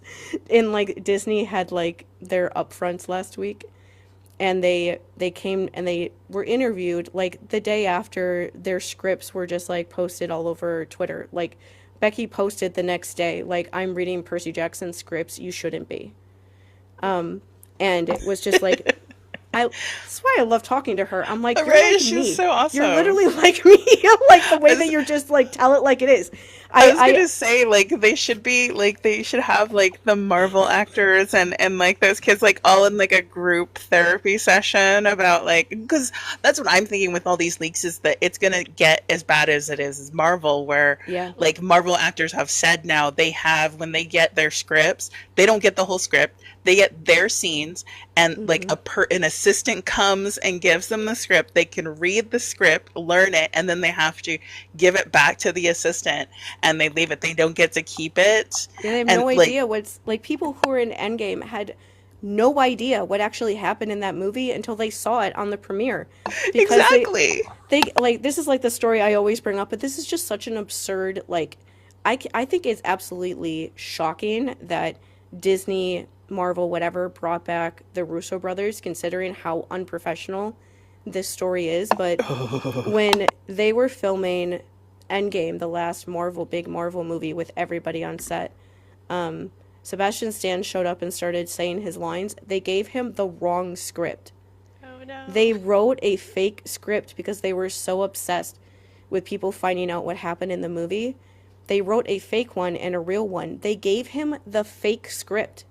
And so because Sebastian Stan's actually a good actor who like wants to do a good job, he memorized all of his lines and then showed up and started saying them, and they, while on set, realized that they gave him the wrong script and they had to give him the right one, and he had to memorize all of the right lines on set. Like you're Oh my supposed to gosh. you're supposed to be able to show up and like prepare for that sort of thing. Yep. And then like they didn't tell him that like the last scene with Steve was the last. He figured it out. Like he asked them like, is this like the last scene between Bucky and Steve? And they were like, yeah. And he's like, shouldn't they like do more? Like that's the way you put it. Like, shouldn't they like do more or something? And they're like, no, it's fine. It's all just going to happen off screen. And it's like, and his face in that scene tells you what's going to happen. Like I remember the first time I saw Endgame, from his face, I was like, oh, Steve's going to leave. And the friend that was next to me was like, what? And I'm like, look at his face. Steve's going to leave and he's never going to come back. And they literally made it canon in Marvel that Steve told Bucky before that he was going to leave because Sebastian Stan is a good actor. And literally Right? like pulled that out of his ass. Because that was not something that was in the script. He just did that himself. I Because remember he seeing was interviews trying. with him about it in like his bits in Infinity War, where he talked about like he was so confused because his line was Steve, and they're like, okay, and then you fall on this mat, and he's like, Okay. that's it. You didn't know Yeah, what like- happened. They didn't know that was like him dying. Nobody. It's just it's a ridiculous thing. And what was I saying about like Becky saying that thing about the scripts and stuff when they were all talking about that. The kids do go to the Disney upfronts where they're doing like interviews and stuff. And Walker looked so nervous during those interviews. And it's like, yeah, not only are you at the Disney upfronts because you're in the middle of like all these super famous people that are all around you, and they're still kids. So they were like getting distracted during interviews because they're like, oh my God, is that so and so? Because they're still like teenage kids. But they also just all looked so nervous because it's like, yeah, I would be really freaking nervous if my fandom is like posting all this stuff that they're working on everywhere. It's like, oh God, what if I say the wrong thing and they like come after me the same way they're coming after other people online? And I'm like, these are kids. They're definitely online. They know what's happening. They're not like separated from it that much in some way. They know what's Yeah. going on in their own fandom. And these kids started out as fans, so Yeah. they're dialed into the fandom just by design. With this though, and also to give you this context, with Nico in particular, the reason why that script was such a huge deal is it doesn't even happen in the first 5 books, but Nico is canonically queer. And so people are getting, like super excited about this casting of this kid that's like one of the bigger characters in Percy Jackson that's canonically queer, even if he's not going to be canonically queer in these first 5 seasons, and he has to start as a 10-year-old boy. Mm-hmm. And they're just like they chose his casting call because they were basically like picking apart everything that happens in the casting call, like not acknowledging that a casting call is not like the script, it's not the same thing. They're trying to find a actor that can show all the different sides of Nico through many seasons when he changes a lot.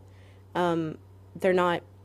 It's not pure just like scenes from season 3, but they don't even understand that, and it's just a lot of pressure and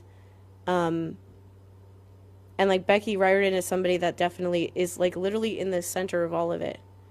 Like, I don't know if I know they don't care from the things that they were saying to her.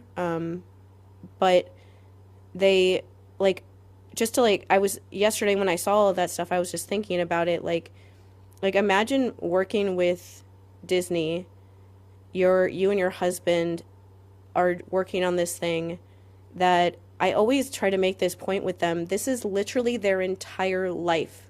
Mm-hmm. Like, this is their entire, like, soul on display for everyone to see and judge. Like, we've talked about how Becky watched our YouTube videos before, which is still, like, shocking that happened. And she said what she did to me after that. Like, what the hell?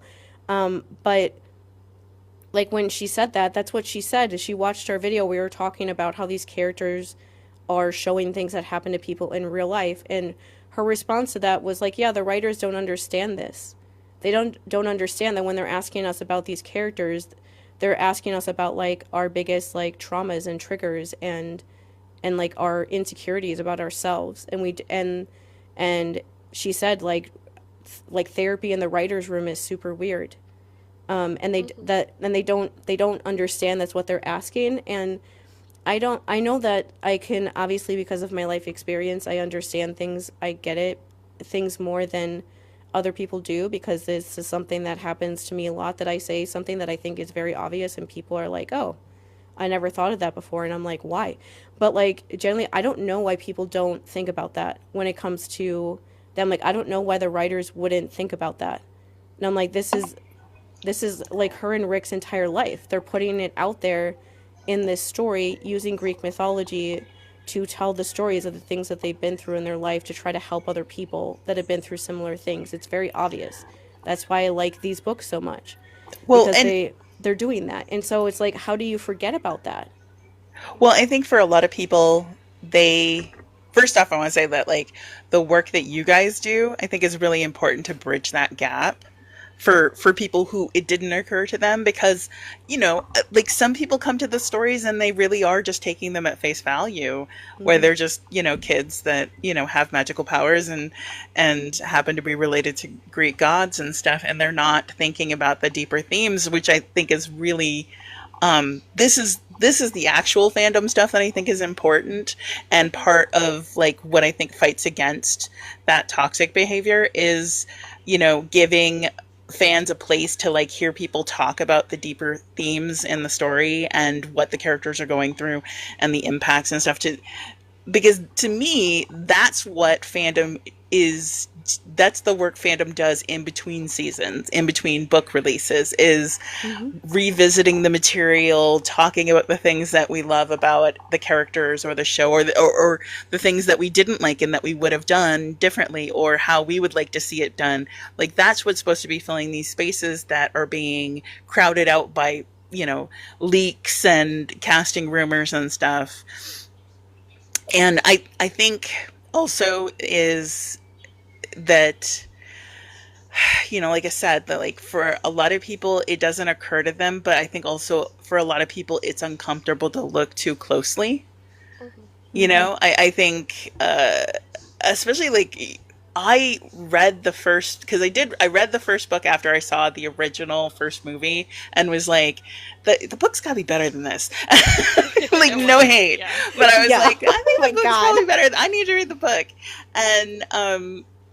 And I remember reading it and thinking, like, I don't know how old Rick and Becky are, but I think they're around my They're age. They 16. might be older. They're a little older, because there's so much about the first book that felt like I was like, oh, this is somebody who grew up on the 80s movies, kid movies that I grew up on, where kids were very much individual people separate from their parents, and that parents were, you know, very fallible, and like there was always like a trope within a lot of kids media. I think it was in the 90s and 2000s too, of like that, you know, the whole parents just don't understand, like parents are very much antagonists to a child going through their like coming of age journey. And I was really struck with, like, I was like, those tropes being applied in a way that actually made sense and wasn't just like stereotypical bad parents, is like, oh no, like this is what it's like when like your mom, like your dad was never around, and then when he comes around you understand why he wasn't around and why your mother was trying to protect you from him.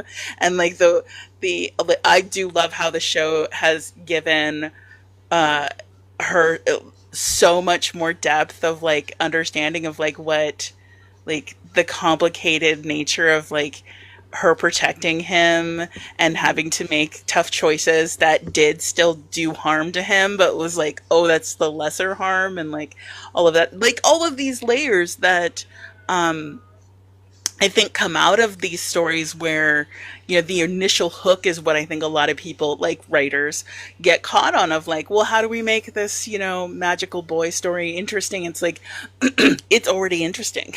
Yeah. Right? Like, and that's, I think, like, the nature, if we're bringing it back to fandom, I think that's what fandom, the positive side of fandom is that time in between the source material getting to tell you more is the time you and other fans spend together thinking about it, talking about it, and, you know, creating, even if it's just conversations about it, in that in between space.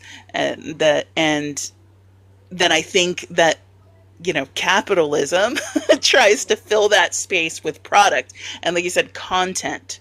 Like the idea that fans are thinking of the fact that they haven't given us any new content.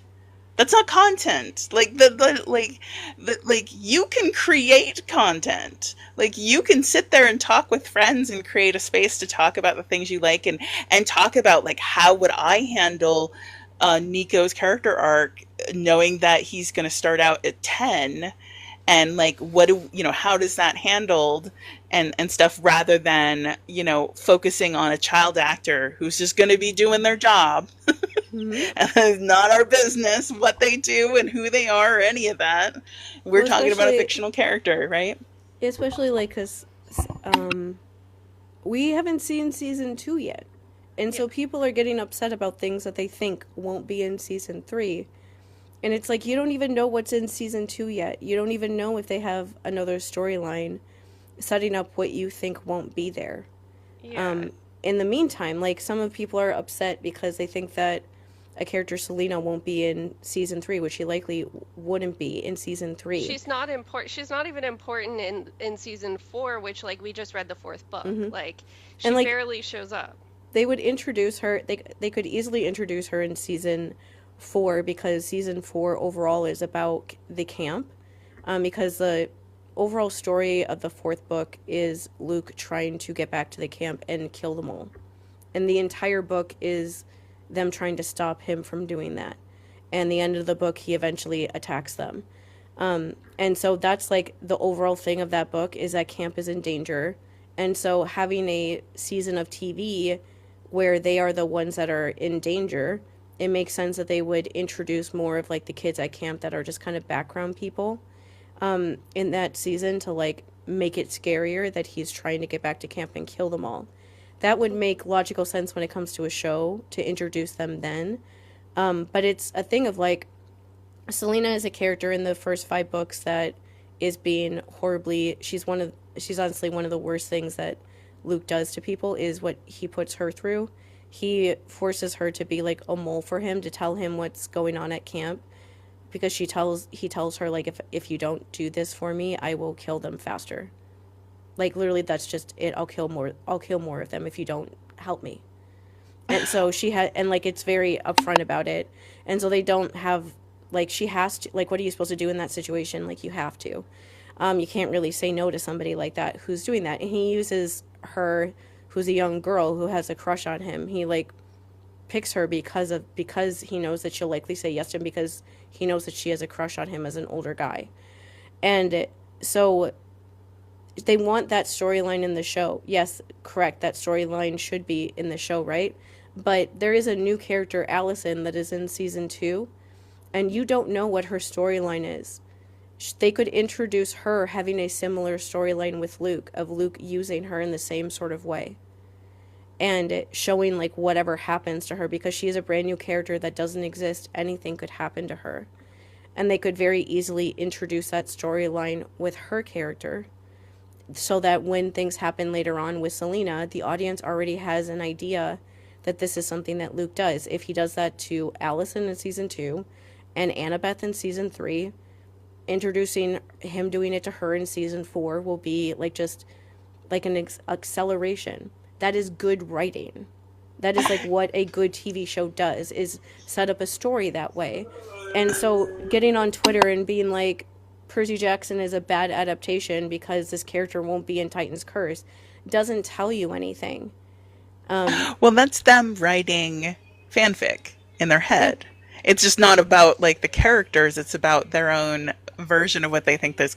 It's like if you've ever heard of real person fic, real Oh people God, fic, yeah. right? That's what that is. Right? That's them. They've just written their whole idea of like this is what's going to happen, and so you can't really argue with that. You can just be like, okay, enjoy the Yeah. fanfic that you're writing about how they're going to ruin the show and ruin that character. I'm more interested in how they're actually going to execute it. I mean, if you want to write a fic about that, that would probably be a better use of your time than sitting here and getting Yeah. angry at Becky for something she didn't actually do. No. And I guess that's the thing about this, like what I was saying before about like I don't know, people have like forgotten that like Becky is Becky, that she is Annabeth. She's also parts of Percy. Parts of Percy are based on her. It's easy to tell what parts are if you like listen, like read what she posts on Threads and aren't a fucking bitch. You can just like see the things that she mentions. Like she has mentioned that she grew up in New York before. So like not in New York City, but still the reason why Percy's from New York is likely from her. Like she's talked about things that she's dealt with that make sense when you look at things that happened to Percy and things that happened to Annabeth.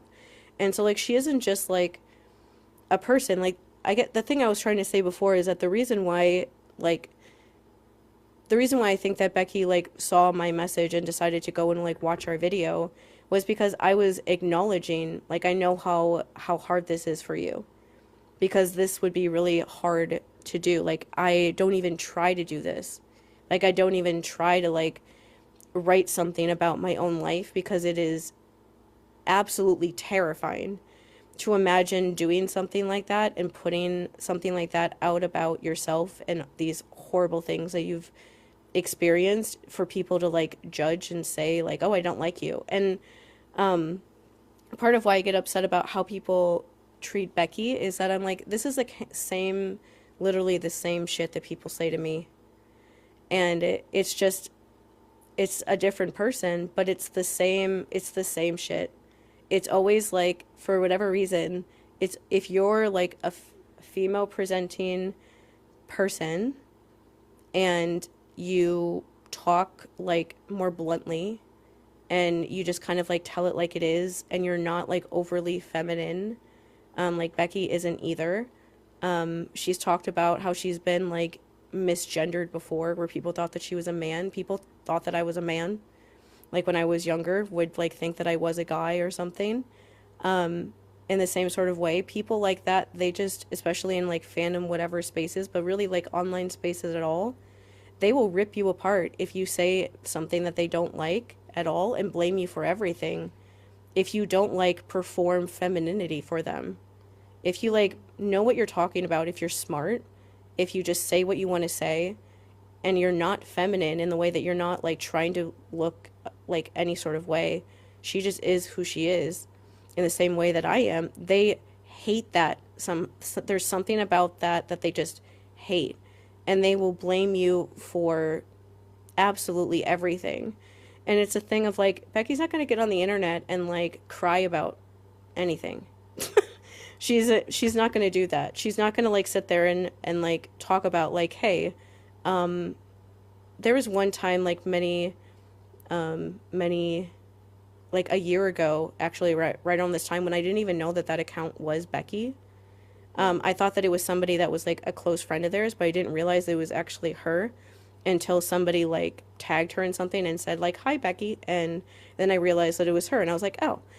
So at the time I didn't even realize this was her, but I remember back around a year ago at this time, that account was her. Like, that was her. She was talking about like when we would go to like the early book tours, like when the first 5 books were actually coming out from like 2005 to like 2010, that a lot of kids would show up dressed up like Luke instead of dressed up like Percy. And I forget why, there was some article or something that was talking about Luke that made her talk about it. And so she was saying like, I had a hard time then understanding, and I still do now, like why people wanted to dress up like Luke instead of Percy. Like, why would you want to dress up like Luke instead of him? And there were some people that were like, at least one person I remember that I knew was a big like Luke person that was like trying to defend liking him, and I didn't even know that was Becky at the time. I thought that was another just a close friend of theirs or something. And I remember seeing that at the time and like telling Mandy about it and being like, you should never say anything to Becky Riordan about Luke ever. Like, and I didn't even know that was her. I thought you shouldn't say that when I thought that was just a friend of theirs, but you especially shouldn't say that to her. Like, that person is based on some sort of experience. They don't need to ever tell you who it's based on.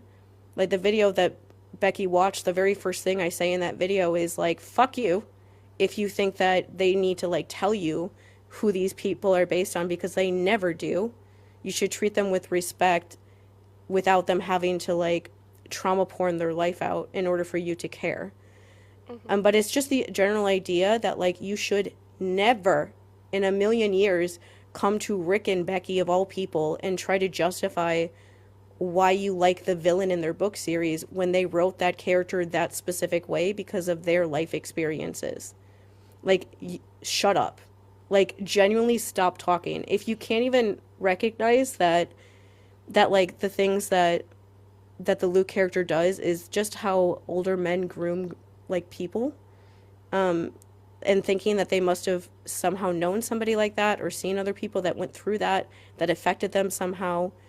if you can't like realize that like this is something that they wrote, they probably have some sort of experience with this, and maybe I shouldn't like talk to them about my like fandom stuff. Like talk to us. Like talk to the fandom. If you want to justify why you like the villain, that's fine. But like talk to other people in the fandom that are not the people who created the thing. Like you need Right. to talk to them with like some sort of basic level of respect. Well, this is the thing. That's what fandom spaces are for. Like, they don't Yeah. necessarily need to know all these things. Like, I think there's always space for people to have their own emotional attachments to fictional characters and how they see them or what they, because people are going to project a lot onto characters. And as somebody who has always unapologetically liked villainous characters, Hmm. although I always thought Luke was just kind of bland, but um, like I think of it as that like people come to characters for a lot of different reasons, and like we can get into the desire to rewrite a villainous character's history or give them a backstory to excuse their behavior. That's a whole other thing that we could get into, but like there are a couple things here. There's boundaries, healthy boundaries between creators and their fans of like Hmm. this is part of things that come up, like why we shouldn't be giving actors fanfics about their characters that Dear they God. didn't Gosh, like. yeah. They know it's out there. If they want to read it, they'll go find it. Like I know of many, I've seen many actors like go out and or mention that they've read fanfic about their characters, and that's fine. But you don't print it out and hand it to them, especially without the permission of the fanfic author. But like Hmm. that is a thing that happened recently. Yeah. But Oh my that the, God. oh, that's happened more than one. Like, oh, dude, Yeah, I know. right? That's whenever there's like a panel of any sort for anything, any fandom that I'm interested in, I do not ever watch the videos of it live unless I know what question somebody is asking, because I have so much anxiety from so many years of people asking wildly inappropriate things to the cast while they're like just live and being recorded by like thousands of people in the audience. And so now I have so much anxiety that I don't watch them. I like read the articles where people talk about what they said, and if I know what they're going to say in a video, I'll watch like the video. But even the videos when I know what they're going to what question they're going to watch, I still have so much anxiety when I'm listening to it. No, I feel for you. I've been in audiences. Like I went to San Diego Comic Con many Hmm. times, and I've been in, and there have been times when I've wanted to like actually sink my head into my body because the fandom, I've like witnessed fandom things that should never have left the Oh message board gosh, yeah. being asked at panels and stuff. But yeah, like that's a boundary. Like again, like we talked about with the kids, like that's just their job.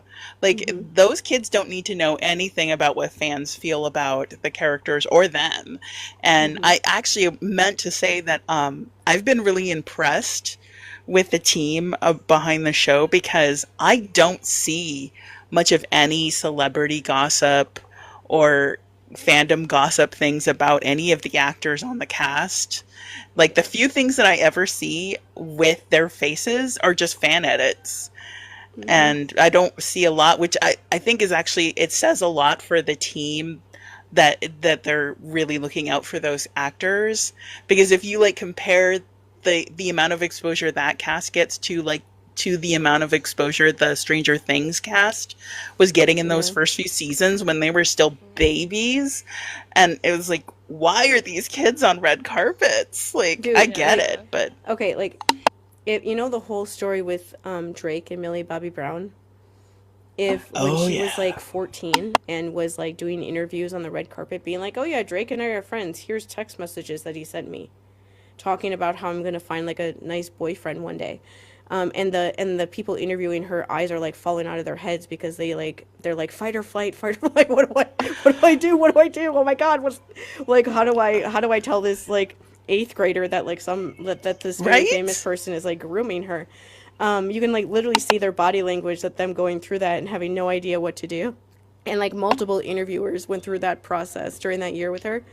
If somebody tried to do that like with any of the kids on this set, like I'm pretty sure Rick and Becky Riordan would actually tear their heads off of Well, like their I human believe body. you. Just with Like they would destroy them, like the lack of, without them yeah. even knowing that it was coming. Like they would destroy them completely as a person, and they would never have like a chance to even get that far with them because they would like Becky on Threads has mentioned over the last year or so, she's mentioned that she once like posted an interview, like a not an interview but like a an article from like Walker's hometown, and somebody responded to it being like, should you like post something like that showing people like where he lives?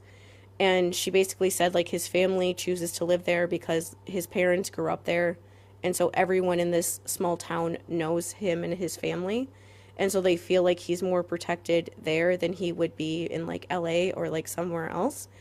But in that like response, she said like I ask we like go after Disney all the time about him getting more security when he goes to like conventions or when he's on set. Like they go out, and I was like picturing Rick and Becky just like just being relentless with Disney about them adding more security for their like child actors because they actually care about that stuff.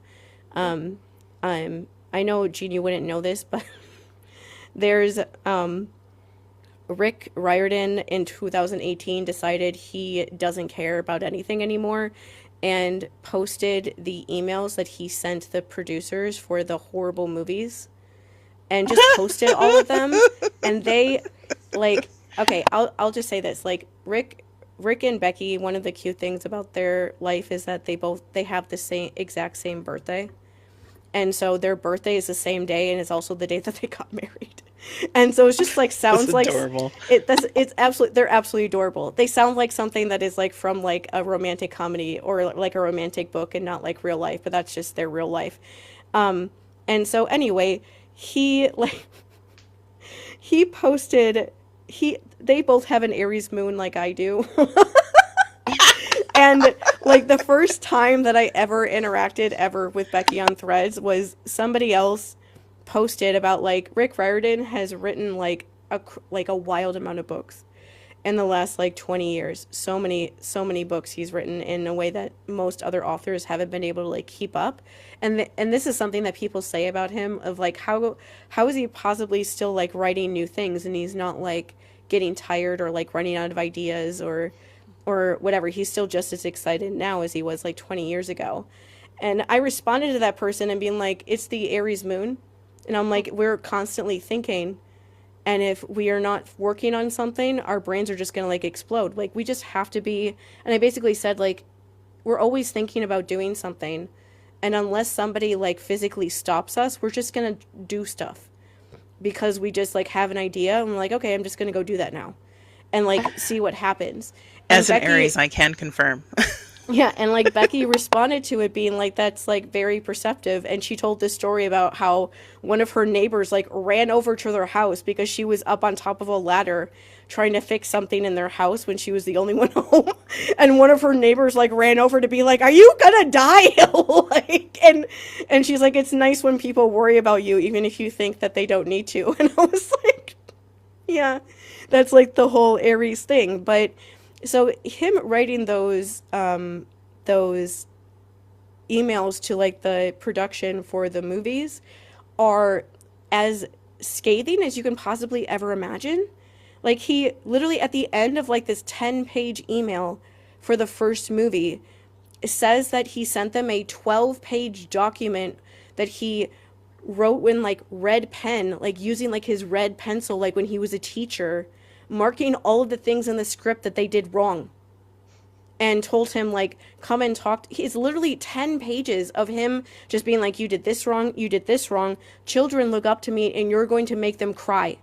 Like he is like and he literally says like, these are like the nice things, but everything else is horrible. It literally says this is a horrible script and it doesn't make any sense and this is badly written and you need to fix it now. And he is like very blunt. And so as like Aries people are, we don't like parse words when we're trying to get our like how we feel across, because like why waste time? And so the thing I'm trying to say is that if anyone tried to like mess with any of those actors, they would be annihilated by two people who both have that characteristic. And that's the kind of environment that they try to have on that set, is that they understand that those kids are still kids. Right, and I'm it makes me feel like so much better about those kids in that cast. I did see that like all the mothers have like taken pictures together, Hmm. like all the moms of the cast members. So I'm like that they obviously have like a really strong kind of, bond that way too, where their moms are looking out for them, and that is a relief because I do think that this show is only going to continue to get bigger and bigger. And like we Hmm. said, I mentioned to you guys in our chat before this, of that I think that especially with J.K. Rowling doing what she is doing and how it's getting inescapable for any of the properties associated with Harry Potter to, like, they can't get rid of that stain, that I am seeing more and more fans, or I foresee more and more fans that are going to be shifting, trying to find some other new nostalgic property that they can remember from their childhood and still have like that emotional attachment. And I think it, we're seeing that with like Hunger Games, where a lot of people are kind of re-engaging with Hunger Games. They get fed a little bit, and then like and I'm like, that's the next season when it drops, we're going to see a huge blow up of people's interest in it, and people coming to it, and also people being able to cover it and talk about it without having to deal with the problematic creator and all of the Hmm. baggage, the political baggage that comes along with her. Because I can tell you definitely, as somebody who has a big beef with her, like people like me are not going to let any kind of like fun jocular posts about the new Harry Potter TV show go by without mentioning that, everything about this is benefiting a transphobe and it's going to hurt, trans people, Hmm. and also offer up, hey, you could actually, there's like other franchises out there that are even better Yeah. that you could get into, And and like like the one thing that Becky, no, one thing that Mandy and I have talked about a lot on here is that Rick and Becky are basically what people wanted to imagine J.K. Rowling were before she made it obvious that that's not who she was. Like they actually kind of follow through with the kind of things that people wanted J.K. Rowling to be. Not only with like queer characters in their books, with like trans Yeah. characters in their books.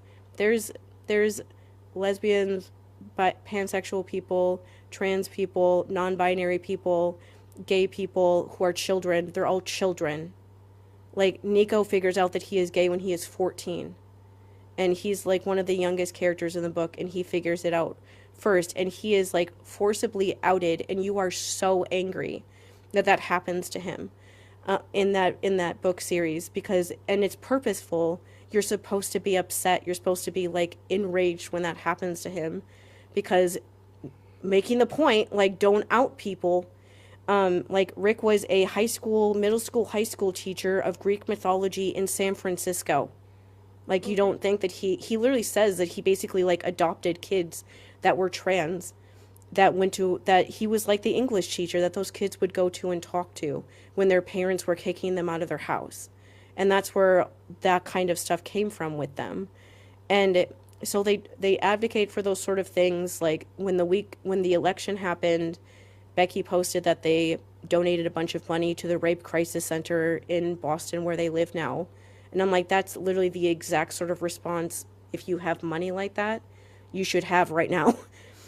And the fact that him winning made them respond like that, and like they donated more money when the Neil Gaiman story came out, and like pointed out like don't give money to a shelter if they don't allow trans people to go there, and are just the kind of people that you would want to be out there, that if the internet ever figures out who they are, they will like eventually go towards this show when things start getting more serious, when Titan's Curse basically is on the air.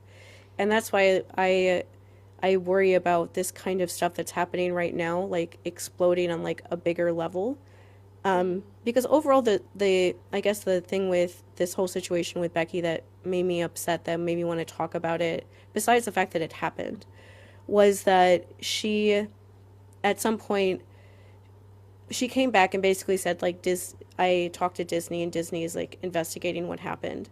And I was like thinking like, I can't imagine like having to go to Disney, who you have like a professional relationship with, on a Sunday to tell you that like teenagers that have a vendetta against you for existing on Twitter are posting your dailies all over the internet. That's not exactly a nice conversation to ever have. I hope that she has like the time No, to absolutely. like process this kind of stuff, and just be sad that like there's a group of teenagers that absolutely hate her for no reason. They parasocially hate her for things that she has not actually done. And this is just something that she's going to have to, that she just has to deal with, because she's trying to like help this thing that her and her husband created like be what it needs to be for people. Yeah, well, and also that's just one part of the, a lot of times when we're on social media, what we're talking about is the time we spend on social media and what our intentions are for that. And also, like, I think it's important, as we talk about fandom, to remember that, like, we don't know each other. Like, we only know what the other person shows us, but especially when we talk about, like you talk about like the conversations that you have with Becky, and that there's all these people that are watching it and screenshotting it and having opinions about it, and you're not a real person to them. And that's part of the issues with toxic fandom behavior, is that there is a huge component of objectification of other fans, of the creators, of the actors, is not seeing them as human beings, seeing them as content, as a commodity, as a thing that's going to distract you, or that you own, or that you have a right to know everything about that person when you don't, right? Like, and I think that all that behavior is the same, whether we're talking about knowing whether an actor is dating someone or not, or whether they're queer or not, to wanting to know the daily information on the production and what casting choices. Like, that is a sense of entitlement that comes from not seeing any of the people involved as human beings, and seeing all of it as just something that's feeding you, and that your desire to be fed is more important. And it's the same thing with like, the dogpiling behavior that you guys experienced. That's the same thing. It's like, you guys weren't real people to them. You were just a repository for all their frustration and anger at whatever. Well, had nothing honestly, to do with you. The point I thought of earlier today that I knew I wanted to say about that whole experience is that when fandoms like that, like, dehumanize you in that way and just like use you as like an outlet for their anger, the reason why they get so mad at you is because you have a point that they don't like. The Epic fandom lost their minds on us for like 2 months and still show up sometimes in my comment section because what I said had a point. They knew that I had a point. They knew that the point that I was making was valid, and it made them really angry that what I was saying made sense. That's why they got so mad at us, because they couldn't just like be like, oh, that person's just being crazy. And so they went out of their way to try to make me sound like a crazy person, to make Mandy sound like we were these unhinged individuals that had no idea what we were talking about. I want to be fair to you. They picked more on you than me. I tried to get involved, and I tried to be like, especially, so the way that I was dealing with them was, a lot of them were telling her, oh, this is how it happened exactly in the Odyssey. So me, being our certified mythology expert, was like, okay, show me where. Like, tell me where. Let's cite this in the book. And nobody could do it, and kept moving the goalpost with me. But I mean, with Medusa stuff, for example, with Shannon, I'll come in, I'll say something factual, and then the conversation ends. And I don't understand why that happens, but kind of to get on... Oh, I do. Oh, yeah. Well, tell me. It's because this is what you've witnessed is a parasocial relationship with a piece of media. And specifically, there are a lot of people who are fans and have an emotion. Like, I actually talked about this recently on Blue Sky about that there is often with pieces of media, um, someone will have a transformative experience with it, Hmm. and whatever thing they learn or unlock about themselves is sometimes imprinted on that piece of media to the point that they personify that Oh yeah. aspect of themselves with that piece of media. And so if you come along and make a very valid criticism about it, that they don't have an ability, like, because they don't have ability to have a healthy distance from that piece of media, they're taking it as a personal attack. And because of the nature of how people have twisted criticism and analysis to making it moral judgments on people and pieces of media, there is that assumption that comes along of like, if you like something that has rape in it, you're approving of rape. And I'm sure you've seen me talk about like genres of romance that deal with really dark topics, and how, like, I'm trying to say, like, just because there are situations between fictional people in this fictional piece of media does not mean that the people who are reading it or even creating it are condoning it. And why are you saying that, you know, that people who write about this stuff in romance are condoning it, but you're not saying the same thing about people who write it or read it in horror or, you Hmm. know, thrillers or whatnot. And again, it's that lack, you know, TikTok talks about it being a media literacy problem. I think it's a lot bigger than just not being able to read the text and understand it. It is a fundamental issue with a lot of people and the way they relate to media, because they have not been able to develop or have like proper emotional processing and growth in Hmm. themselves.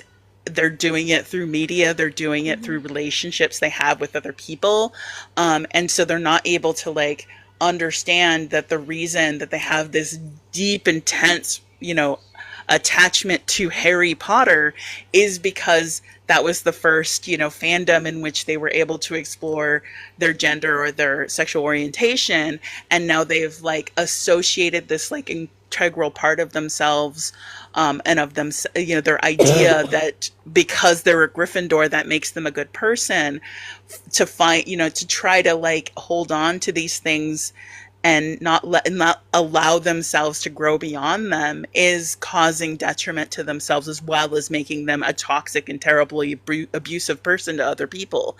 And so like with Epic, I think a really great example of that is that there were a lot of people that had never experienced things about like the Odyssey and stuff Hmm. outside of this, that it allowed them to have a moment of like, oh wow, I actually really like this. Wow, this is, because it's an amazing story, Hmm. right? And it was the first way that they got entry into it, and they hadn't, you know, they did not have the emotional maturity to understand that other people could critique what was a piece of, you know, interpretive, you know, art, and say, hey, I don't think that this was necessary, I didn't, you know, this didn't appeal to them. They saw it as you saying that this thing that meant a lot to them is somehow corrupted, Hmm. And Yeah, that or means well, you that know, they're corrupted. we talked a yeah. lot about Becky being kind of a protective force for the Percy Jackson fandom and how, you know, she is accessible, but she's accessible in a way I would say where it is impartial. You don't necessarily feel like you're more special because she's talking to you,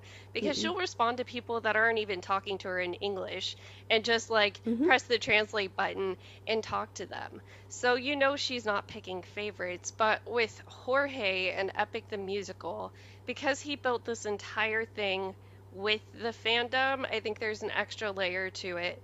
And he doesn't really ever stop people when they're misbehaving, in our opinion. Like, we both saw it, we both tried to contact him to no avail. Guy just doesn't care. When it happened to one of his own animators, the dude, like, when he put Barely up his mentioned it. don't, it was like a don't harass people message, but three-fourths of it was like, you guys are such a great and awesome fandom.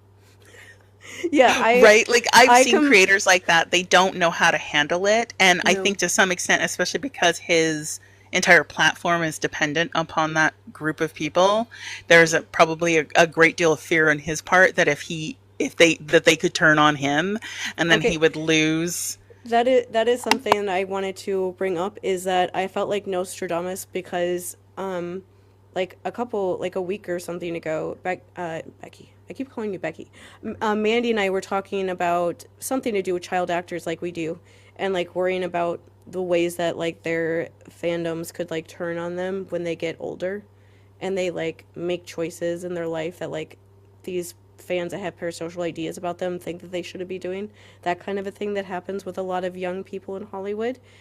And the thing that I said during that was like the thing that is scary about when a fandom like stands or standifies somebody by like dehumanizing them in the way that they like worship them is that that sort of like intensity that is like going positively can also turn against you, and it can become like a super negative thing where they then take all the things that they used to do about you to like you as a person, and instead they use it to hate you, and Yep. they have like zero boundaries. And I'm like, this is literally what is going on with Becky and these people on Twitter especially. They feel like because she's not giving them exactly what they want the moment that they want it, that everything they ever thought nicely about her, they're turning it on her head and just attacking her for nothing. Like she hasn't actually done anything, but they feel Yeah. like she has. It doesn't matter that what they're saying doesn't make sense. Like saying like it's the production's fault that we the fans decided to post these things on social media. It's like you posted that.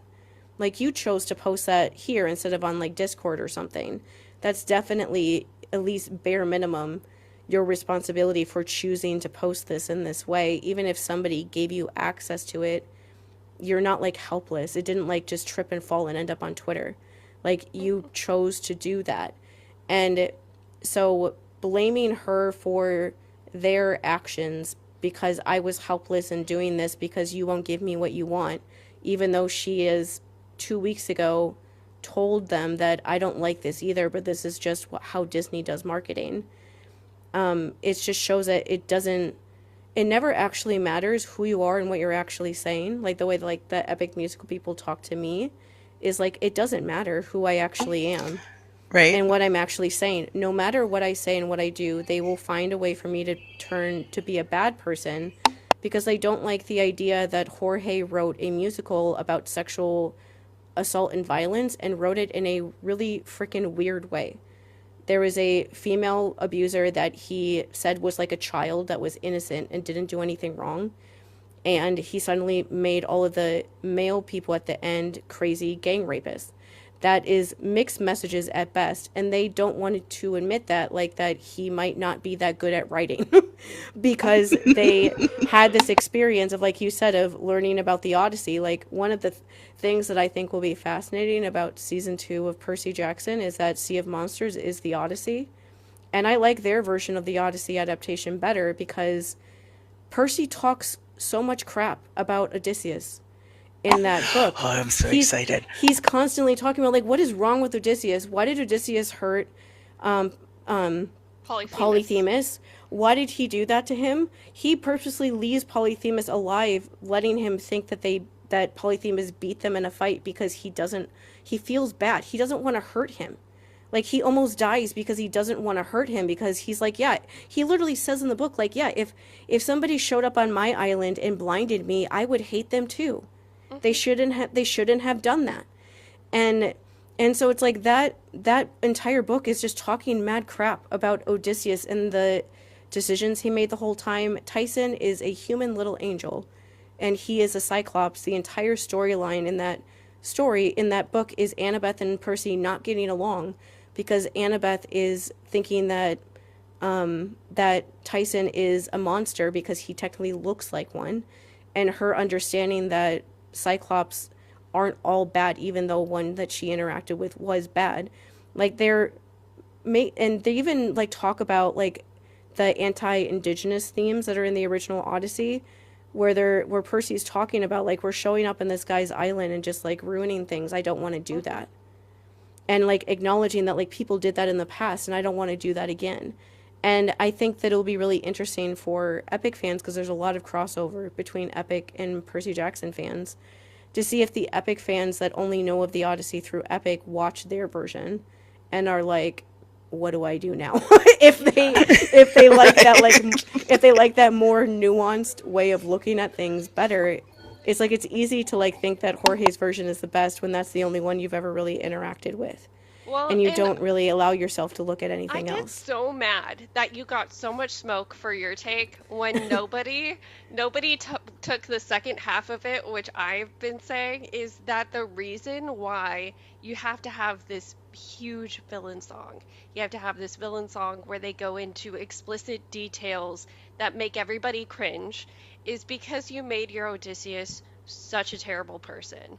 Like this Odysseus, this whole siren song, that one was disturbing. You know, like Oh he yeah, chooses Jeanne, I don't know murder if you more know often than about not. yeah, Jeanne, I don't know if you know about Epic, but when when they get to like the sirens, you know how the sirens are usually like they like bring people to their death because they like show them the thing that they want most, and people are like Yeah. desperate to get that thing. Oh In God. What did you do? in Epic the musical, the song before that is him saying like maybe I'll just be a monster so that I can get back home to my wife. And they run into the sirens. They wear like they have like the wax in their ears so they can't hear them. And the The sirens entire crew, not just yeah, Odysseus in the this one. entire crew. And Odysseus basically like traps one of the sirens by acting like he's like falling for it, looking like his wife. They tie them up and they dismember them. Oh, Like dismember them. They Yeah. tie them up and talk about how they're going to dismember their bodies and leave them in the water. And when we were listening, we were like, "What? Like Yeah, what?" it's like we know they're supposed to be monsters, but they made them these cute little mermaid things. And like at the same time, you're just like, what the hell is going on here? Because he takes out some traditional elements of the Odyssey that like make it make sense, but then he adds in shit like that. Like the one that I posted a clip of that you might have seen was Scylla and Charybdis. Oh yeah. The reason I reposted that, I didn't repost the parts about Epic. He separates Scylla and Charybdis. And it's normally a choice because it's like a rock and a hard place for captains. Am I going to face this whirlpool-esque monster, or am I going to face this six-headed one that I know is only going to take six? And he literally splits them up to where like he killed, or he did this whole thing with the sirens because they were supposed to tell Odysseus where to go next. And so he gets the information and then he dismembers them and is like, they're gonna drown now, ha ha. Um, and, and then he goes on to Literally. Scylla. ugh. And he goes on to Scylla, specifically grabbing 6 torches and handing them out so that those are the people who get picked by the 6 heads of Scylla. And so to compare that I- to just but- like Percy Jackson for a second, the season 2 like poster, that they just put out. Yeah, On it's the like poster, a Charybdis it's both of tentacle. them. Like it's both of them together, which is what it's supposed to be. Like it's Percy standing on like the boat and his back to it, and they're using like one of the arms of Scylla to be like the wave from season 1, but you can see like Charybdis in the water with like the waves going crazy. It's supposed to be both of them at the same time. Like they talk about that scene in that episode as like feeling like cinematic, like it's a movie because of how huge it is. And that's like what that scene is supposed to be like. It's supposed to be impossible to get out of that situation alive. Like after that scene in Sea of Monsters, the book, Percy is like picked up by Scylla and then is like flung in the air when he cuts one of the arms off and like crashes into the ocean from like 100 feet up and is like knocked out and unconscious for a couple hours and is like actually like hurt after that. That is, and like he's like the god of Poseidon and he's being hurt by water because of how like intense that scene is. And so to like get to Epic and get to like the Scylla song, we didn't even get to the Charybdis song, but to get to like the Scylla song and have him pick individually which one of his men are going to die and have Charybdis not even be there, where he's just like literally choosing, like, well, I guess I don't like these people that much, so I guess they can die now. It's just a very different way of interpreting that story. And if you like that version, there's nothing wrong with it. But I also don't think it's crazy for us to acknowledge that it is very different. And like, I listened to an interview with Jorge from like last year, and he's talking about how he doesn't really know that much about the Odyssey, and that he basically wanted to do it because he wanted to do an epic battle that involved a lot of sword fighting. And I'm like, this is literally why epic is the way that it is. What? He Why not just do the Iliad? That's what I yes, said. that's what we said. We're like, why didn't you write for Achilles? That's literally what Achilles does.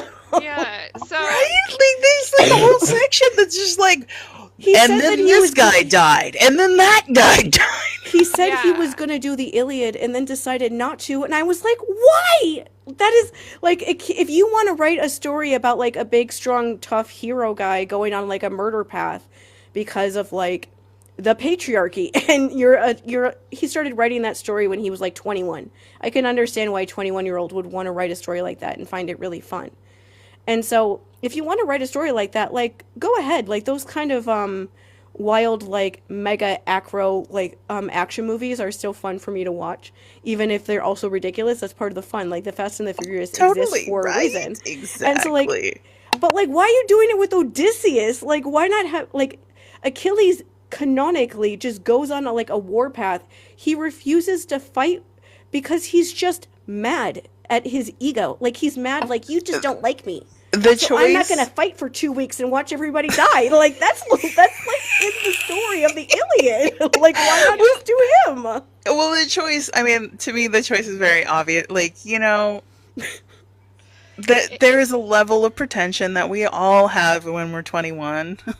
yes. I'm just saying. I was a theater major. I can say it. I know So, somebody.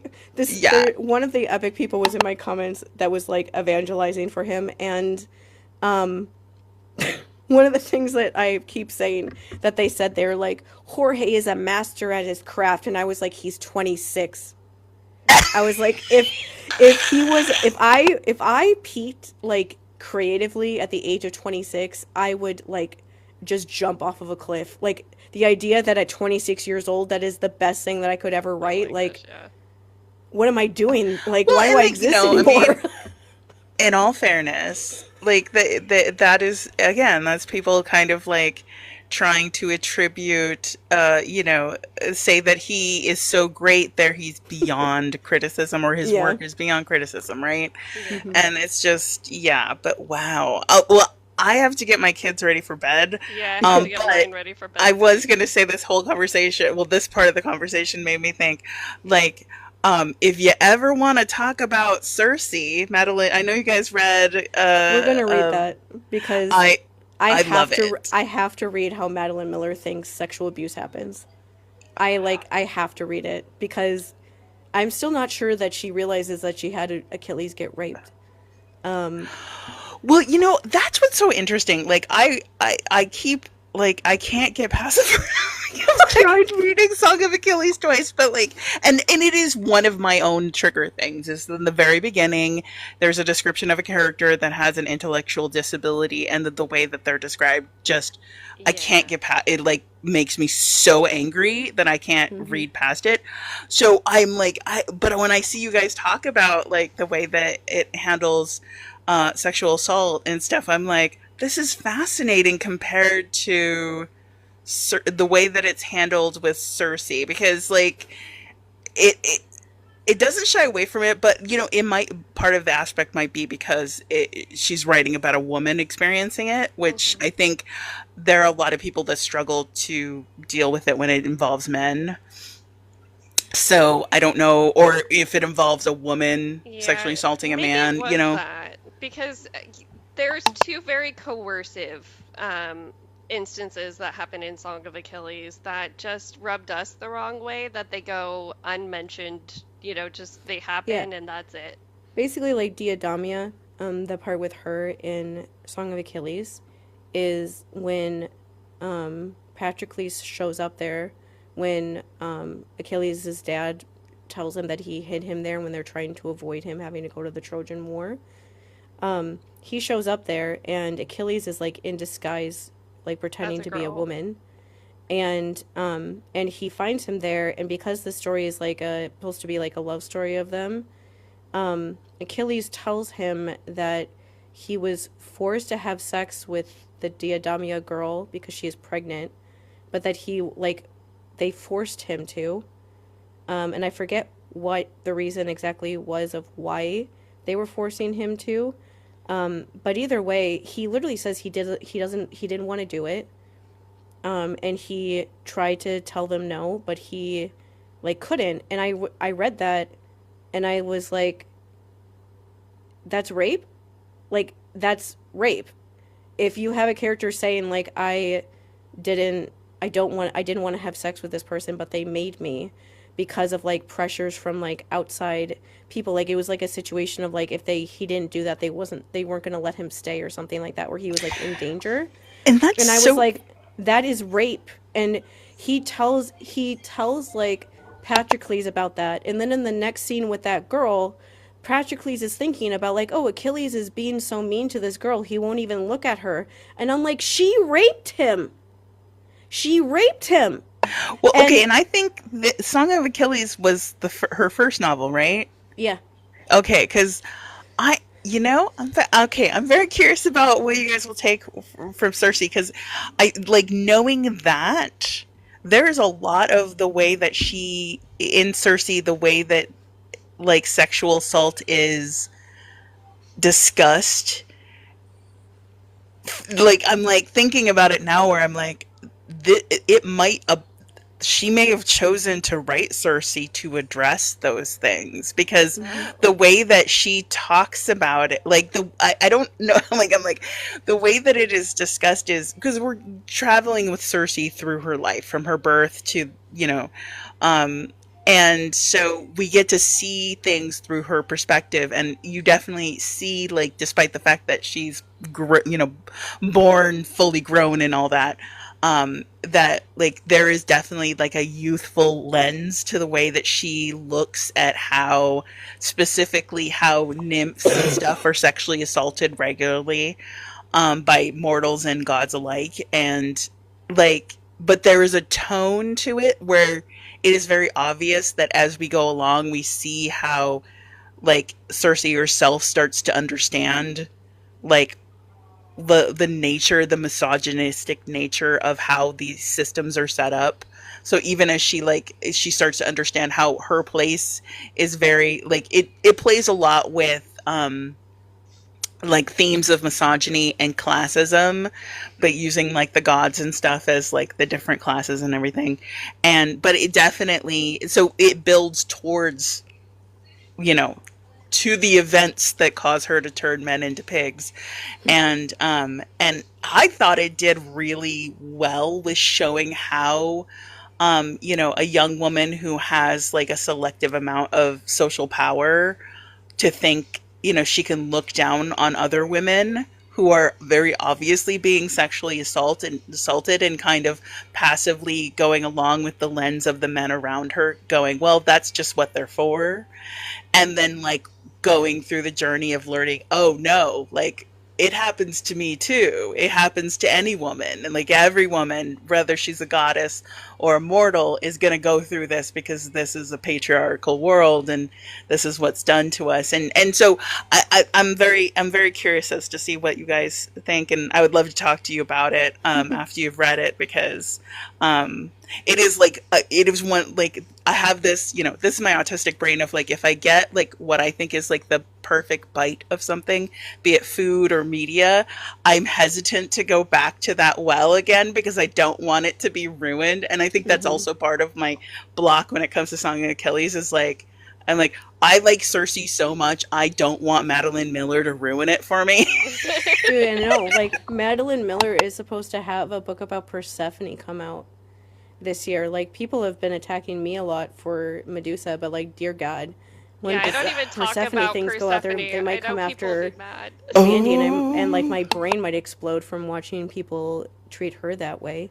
The one thing about Medusa I like have to mention before I forget, that I like realized the other day when I saw a video, somebody made a video talking about how Percy Jackson handles Medusa, that I never thought of before was like, huh. And like the TV show version that acknowledges that she's, you know, a sexual assault victim of Percy's dad, Percy sends his dad the head of his sexual assault victim and is like, fuck you. Yep. And I'm like, the fact that he knows that she's a victim of his instead of it being like that she's just a villain makes that even more of like a thing of like, I really don't like you.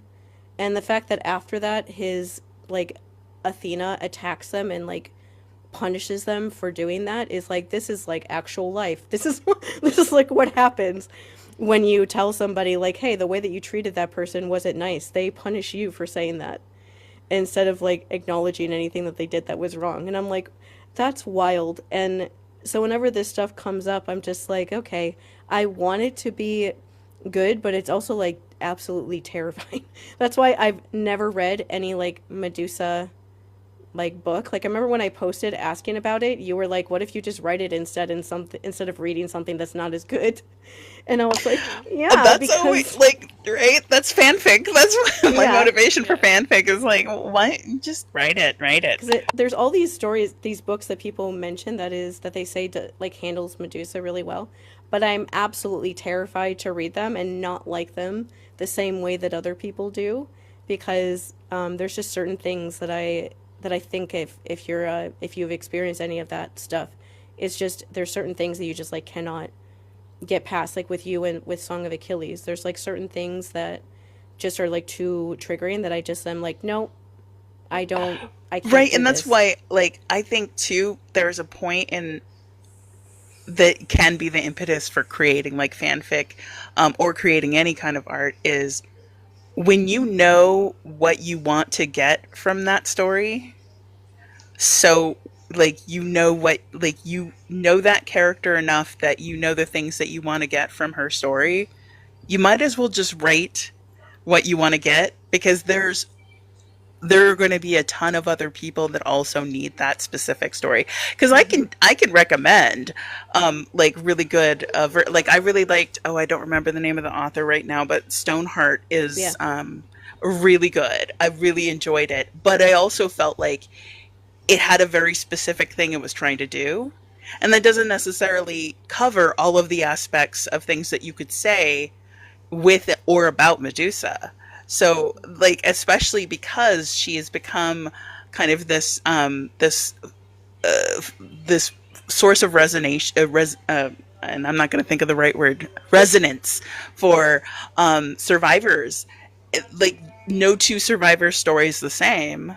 Hmm. So like there should be as many stories about her and about her experience as there are people who need to talk, write about it or talk about it.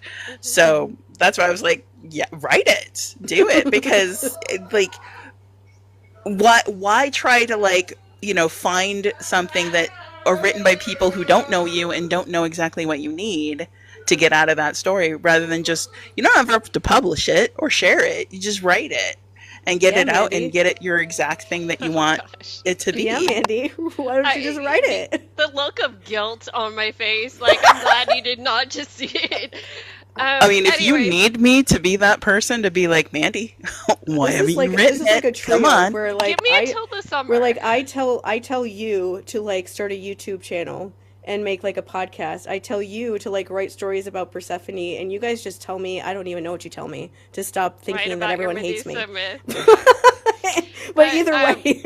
I know we got to get you off, Jeanne. So we will probably bring you back on for Cersei because we're thinking it's one of the things we're going to cover this summer while we're waiting for show news. Um, we'll also on YouTube when we put the recording of this, we'll make sure we drop everywhere that we can find you. TikTok. I don't know where else you are, to be honest. mostly I'm here and Blue Sky. But like anywhere you type in Fangirl Jeanne, I probably made an account for it just to Yeah. keep other people from messing around. So like I erased my old Twitter, but I kept I was able to get the handle back so that nobody else can do anything with it. But I'm not on there. So yeah, you can find me if I'm not like doom scrolling on TikTok. I'm probably on Blue Sky bitching about something in like a 25,000 post long thread about it. Your post the other day, I was like, Jeanne is going on an adventure, because one post was an absolutely psychotic clip of Supernatural, and the next post was like somebody not knowing how words work when they're talking about Bucky and Steve, and I was just like, what is TikTok showing Jeanne, and I why are had they had showing it. this to her? I had had it. Like I left I'd her a had comment being 3 like, what cups is of coffee and they still weren't working. I was like, the coffee's got to make me not be a bitch. And then I couldn't stop myself. I was like, no, fuck this. Like, this is not foreshadowing. It's called callback. And why did they make a black woman a dog in Supernatural? What are you doing? Yeah, I was, before you said that in that clip, I was gonna say like having to watch Jared Padalecki is like bad enough, because it just, I don't even know if you know any of that stuff of what a horrible human being he is. Wait, he's the tall one, right? Yeah, and he made Right, Jensen. Jensen's the other one. Jensen Okay, is much nicer. He made everyone's life like hell when they were filming on set. Like he would say that he was doing jokes, but he would like actively like ruin the scene when they were filming. Like try to like make it hard for the other actor to perform like their lines on screen by just like messing them up on purpose, like making weird faces at them, like stomping on their foot, things like that, and would say that he was joking. And then and then in like 2020 he was like, I want to do a TV show about ice, and like depicts them was as that heroes. the Walker one thing? Yes. Oh my god! And everyone was like, oh my god. No, see, the layers of that were so hilarious because that was a remake of a Chuck Norris TV show. Yeah. And then also on top of it, in like 2021 or 2022, they did, this was so funny in retrospect, but they did like a fan convention. And it was funny because Jensen and Misha, who plays Castiel, they are still good friends. Like, Jensen produced like another like Supernatural spinoff, and Misha was like involved in it, and Jared was not. And had like no idea that it was happening. It was like very obvious that like people from the cast. Oh, I don't wanna remember talk seeing to him people talk anymore. about this. Yeah. But the thing about that was really just horrendous that I have to tell you about because of who we are as people is that at that convention somebody asked about, you know, the whole Dean Castiel thing, and that like Jensen has now admitted, because it's been long enough since the CW can like come after him, that he's like, yeah, they were in love with each other and they should have let them do that, and we filmed a scene where they said they loved each other but they wouldn't let us air it. And like he's like admitting all that stuff like now in like 2025. In 2021 or 2022 a fan like asked them about that, like how they felt about that, which is honestly a valid question to ask at the time because that was right after that aired. And for some reason Jared answered the question and went on this whole rambling thing where he compared being gay to incest. Oh gosh. And I was like, can I not kill you? Like, let me just find you and like kick you right in the nuts or something. I should at least be able to do that. And it was just like realizing like, oh my god, like I thought that you were annoying before, but like now it's so bad that I like physically, there are some people that I find out things about them that like freak me out about them, that I can't look at them anymore because I'm like afraid of them. And so I just like don't look at them because I'm like, I don't know what you're capable of, sir. Like you're describing gay relationships like incest. Like what and you're making a TV show making ICE agents sound like heroes? Like, I'm afraid of what you actually think is going on in the world inside your mind. And so after that, I'm like, I physically cannot look at Jared Padalecki anymore. Like, she would, Mandy used to post videos at the time about Gilmore Girls, and I physically could not watch them. To be fair, I did not like him in that show either. No, but I was just like, I can't do this. I can't look at him. I was gonna say, scary. I don't feel bad about finding his character. He looks like the human equivalent of like cooling oatmeal, and I always thought that when I would see things, like because famously never watched Supernatural, but back in live journal days, my whole like design for my live journal was fan art of Castile. And I just thought it looked cool. I was like, I like oh, okay. okay, this looks really cool. I feel like everyone in fandom has some sort of story with Supernatural because of how long it was on. I liked the show the first like 4 years and was like it was like my favorite TV show then. I read so much fan fiction about that show. Oh my god. And which was always kind of like a mixed bag of like things that I would run into. But I still loved that show. It was my favorite show. And then at the end of season 4, they do this whole storyline of like of like Sam, they use like an allegory of like demon's blood, like an addiction sort of storyline of him like going bad. And there was a scene where he tried to strangle Dean. And I was like, nope, I'm done now. Goodbye. Like, that is too far. It is too far to do something like that and for me to have like any empathy for that character anymore. And so I remember that I like paid attention to what happened in season 5 because season 5 was where Supernatural was supposed to end. Like, Eric Kripke like made like a 5-year plan. He left after season 5 because he was like, I did my 5-year plan. Bye now, and left. And it should have ended there. I still cannot believe that it lasted for 5 more, like 5-6 more years after that. I generally don't even want to know the kind of stuff that they pulled, like writing. I blame Tumblr. After that. Yeah, it is definitely. Oh my god! But I watched like I kind of like wanted to see how they ended the season just out of like curiosity, but I couldn't watch it after that, and it's just wild to me. That's like one of those things of like, yeah, I don't think that even if you're being possessed by something, that if you try to kill your brother, that I should forgive you. I mean, fair, you know. I just Okay, can't I have do to it. go because Yeah, I really my gotta child get is still going, having too. his girly pop party in his room and he needs to be asleep. Yeah. You can hear all the chapel rolling that's been blasting in the background. I'm like, dude, you be in bed, no You dancing. just don't understand me, Mom. I know. I'm so not cool. So, but yeah, so thank you for having me on here.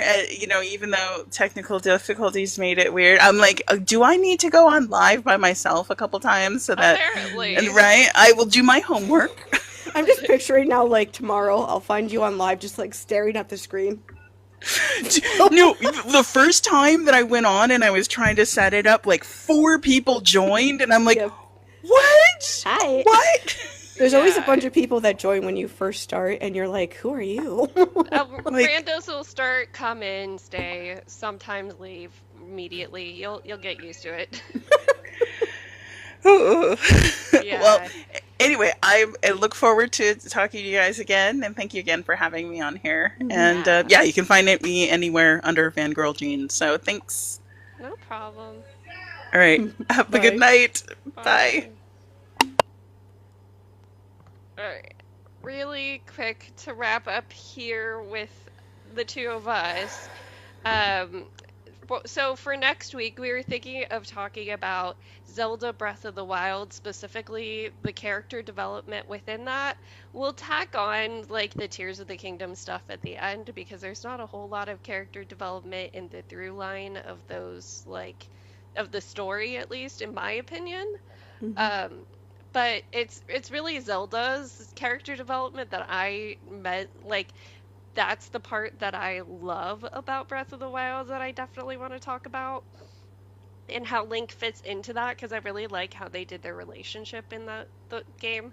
And then, as we were talking about with Jeanne, we're eventually going to get to Cersei. We have no idea when we want to start that yet. We're kind of just trying to figure out all of this stuff.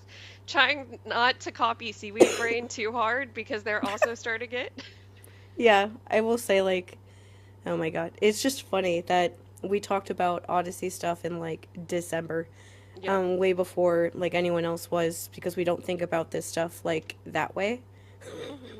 And so if we want to do it now just because we want to, like, what we said about The Last Olympian is that's obviously the last book of the first 5 books, but this summer, like what we were saying before, with it being the 20th anniversary at the end of June, and of the Lightning Thief, and then Comic-Con and Titan's Curse starting filming on in like August.